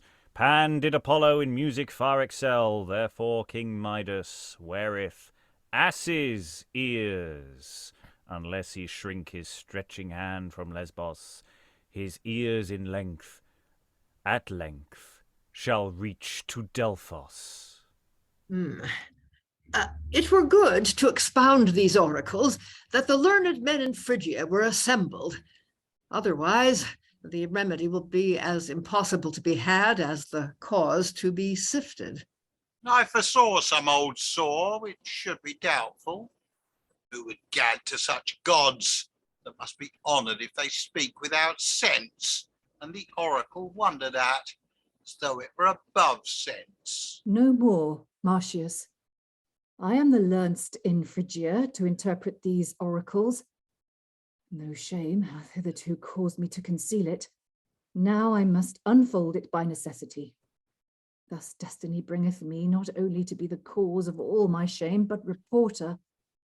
Thou, Sophronia, and you, my lords, hearken. When I had bathed myself in Petulus and saw my wish to float in the waves, I wished the waves to overflow my body, so melancholy my fortune made me, so mad my folly. Yet by hunting, I thought to ease my heart. And coming at last to the hill Tmolus, I perceived Apollo and Pan contending for excellency in music among nymphs. They required also my judgment. I, whom the loss of gold made discontent and the possessing desperate, either dulled with the humours of my weak brain or deceived by thickness of my deaf ears, preferred the harsh noise of Pan's pipe before the sweet stroke of Apollo's lute, which caused Phoebus, in justice, as I now confess, and then as I saw in anger, to set these ears on my head that have wrung so many tears from mine eyes. For stretching my hands to Lesbos, I find that all the gods have spurned at my practices, and those islands scorn them. My pride the gods disdain, my policy men. My mines have been emptied by soldiers, my soldiers spoiled by wars, my wars without success because usurping, my usurping without end because my ambition beyond measure. I will, therefore, yield myself to Bacchus and acknowledge my wish to be vanity. To Apollo, and confess my judgment to be foolish. To Mars, and say my wars are unjust. To Diana, and tell my affection hath been unnatural. And I doubt not what a god hath done to make me know myself. All the gods will help to undo, that I may come to myself.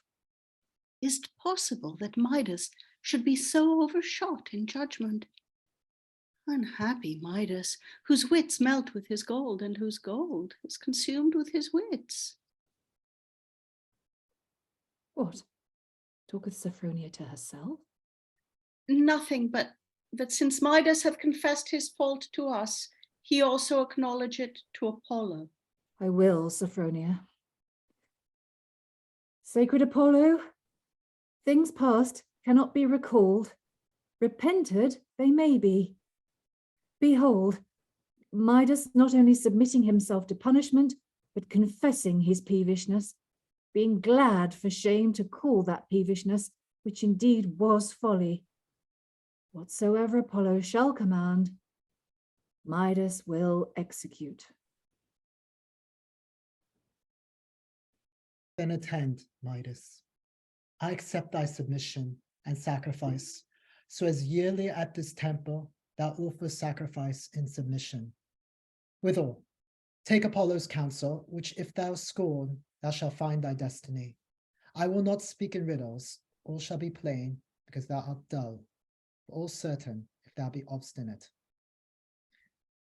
Weigh not in one balance gold and justice. With one hand wage not war and peace. Let thy head to be glad of one crown, and take care to keep one friend. The friend that thou wouldst make thy foe, the kingdom thou wouldst make the world, the hand that thou doest arm with force, the gold that doest to think a god shall conquer, fall, shrink short, be common, with force, with pride, with fear, with traffic. If this thou like, shake off Anastas' ears. If not, forever shaken ass's ears. Apollo will not reply.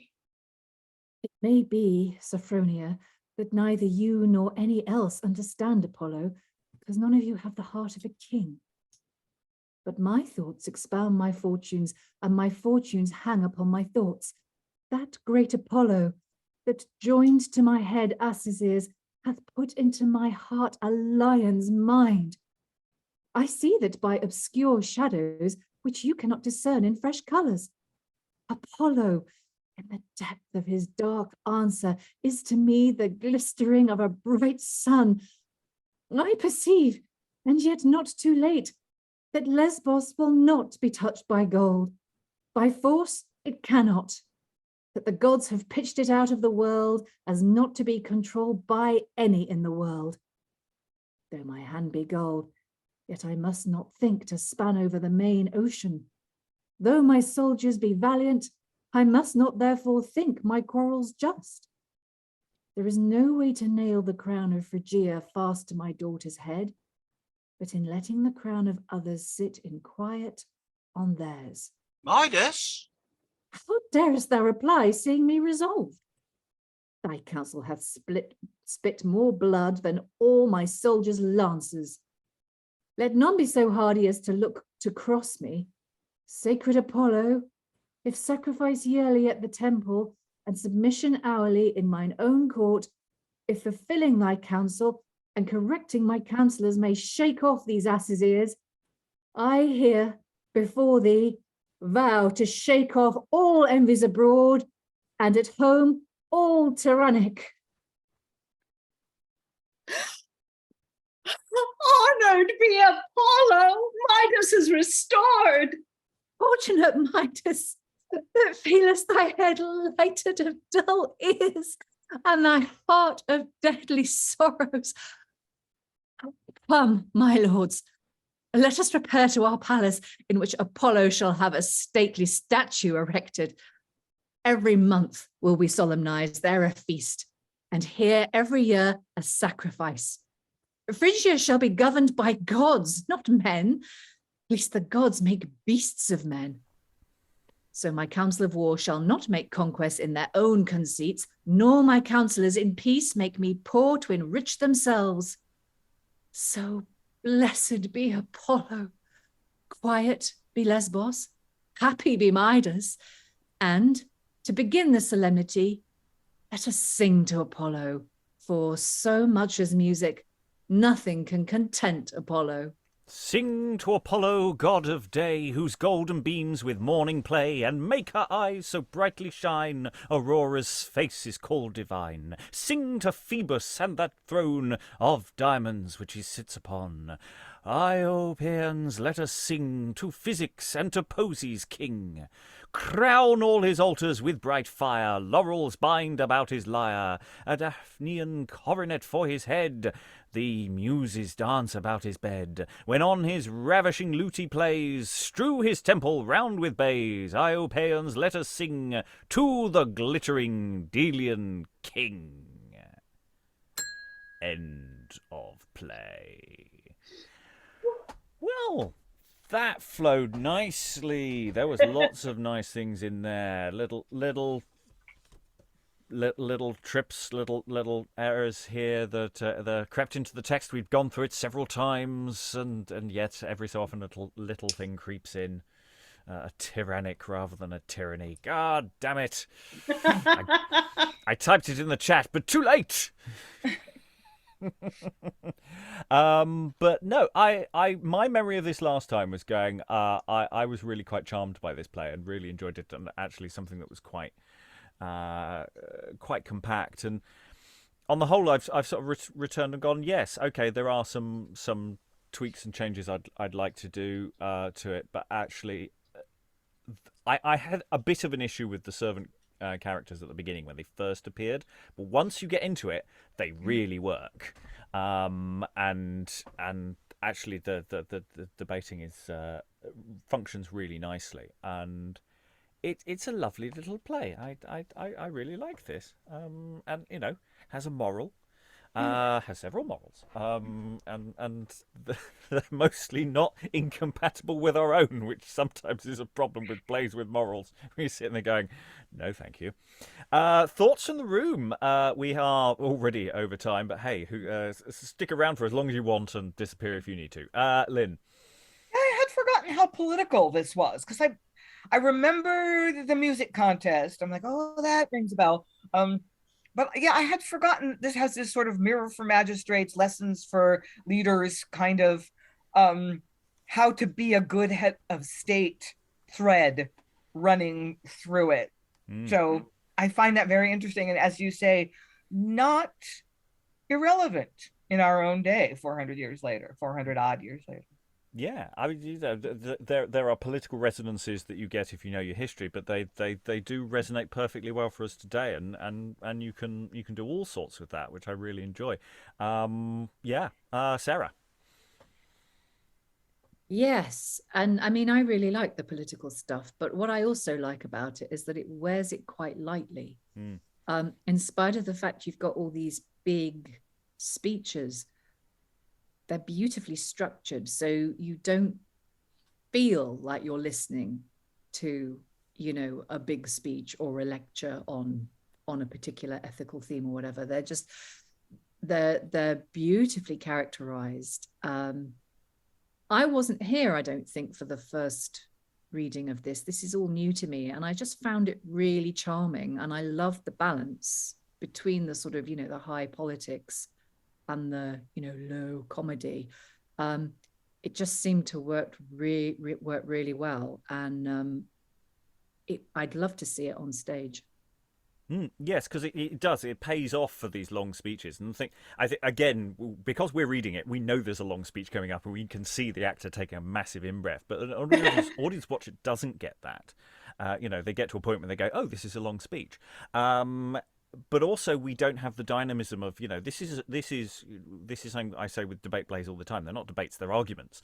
You've got other people in the room who you are trying to persuade to your point of view, so they are automatically more dynamic in a stage space than they appear on the page.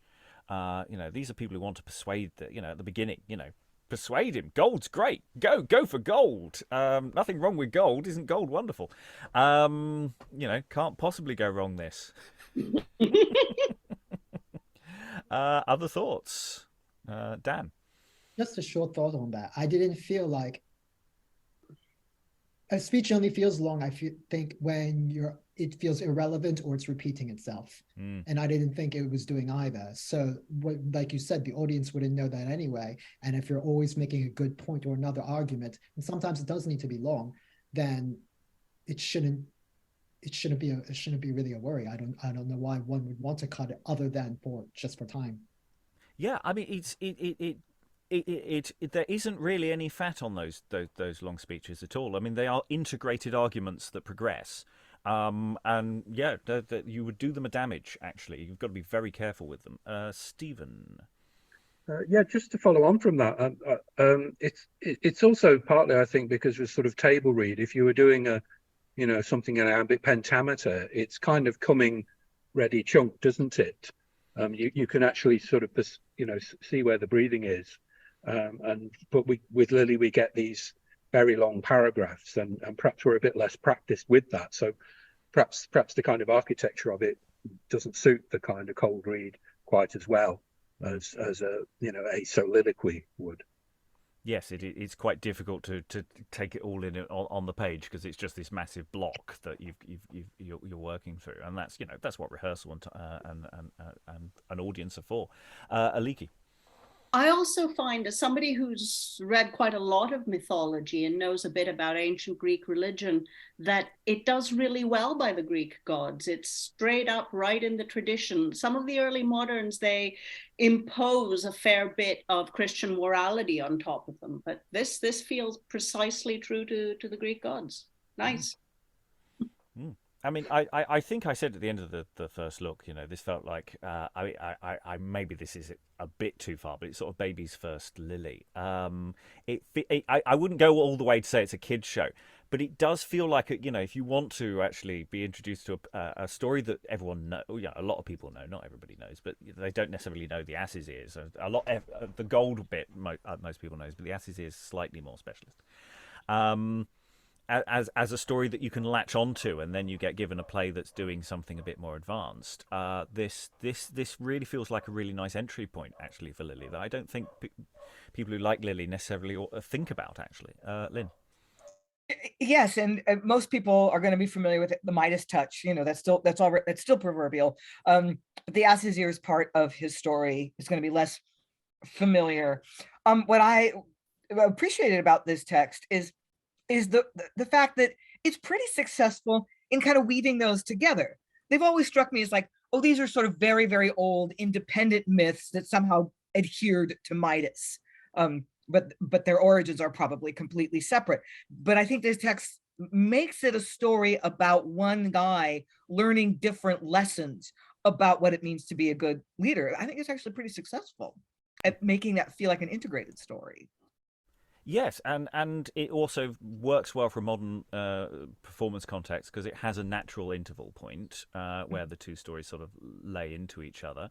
It's got music, so you can also add additional music cues. I mean, I see it that during the interval, Pan and Apollo are sort of tuning up. So that as the audience come in, there's a bit of music already going on. There's a bit of a jam session, and then they rip into their arguments and their X Factor performances. I mean, I think there's so much scope. The question of what kind of music you go for as well, because you could have so much fun with that. The pace and tonal shifts in this, because I was timing it, I was going along, and it slows and then it speeds and then it does choppy dialogue and these long speeches. It's really well structured. I really rate this. Dissenting voices are allowed, of course. Don't let my enthusiasm run away. Or other thoughts before I close the session, because we have gone long. Briony. Just a really random, really small thought. There was one sentence in this play that just made me so happy, where they gave a woman agency, and it was great. When they said about how somebody was going to win someone's, I think it was Sophronia's hand in marriage, and if she doesn't like that, if she doesn't agree, then you can get a dukedom. And I just that just made me so happy, that one little sentence.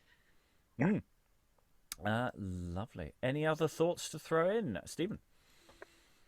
I was struck that despite the kind of virtuosic nature of those long speeches, there seemed to be much less difference between the comic servant scenes and the kind of kings and nobles type scenes, in the sense that both of them were I don't know how to put it really, sort of logic chopping.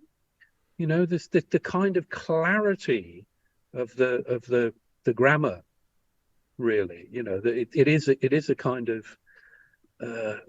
of branching thing, and it's the sort of thing that you get from the clowns too, and that was very pleasant, because there's normally I'm trying to put it into words, I'm not doing it very well, but there's normally a much bigger gap between the grammars of the two kind of worlds, and these seem to be much closer together. Yeah, and also I think, the second looks we've done have been mostly the sort of the slightly earlier Lily, and I do think that there's a bit more fat in there. I think there's some of the phrase, the verbal games that he's playing, he just sort of gets into for a bit, and it's not as tight as this is, and maybe the later plays are, that there is a progression in his writing that might be going on. That might be illusory. It's been a while since we did our last Lily, but that's just what's sort of in my head, because we are now, say, halfway through our second look phase of Lily. We've done 4, and we've got 4 left to go, I think. So, and I am looking forward to completing the canon in this format.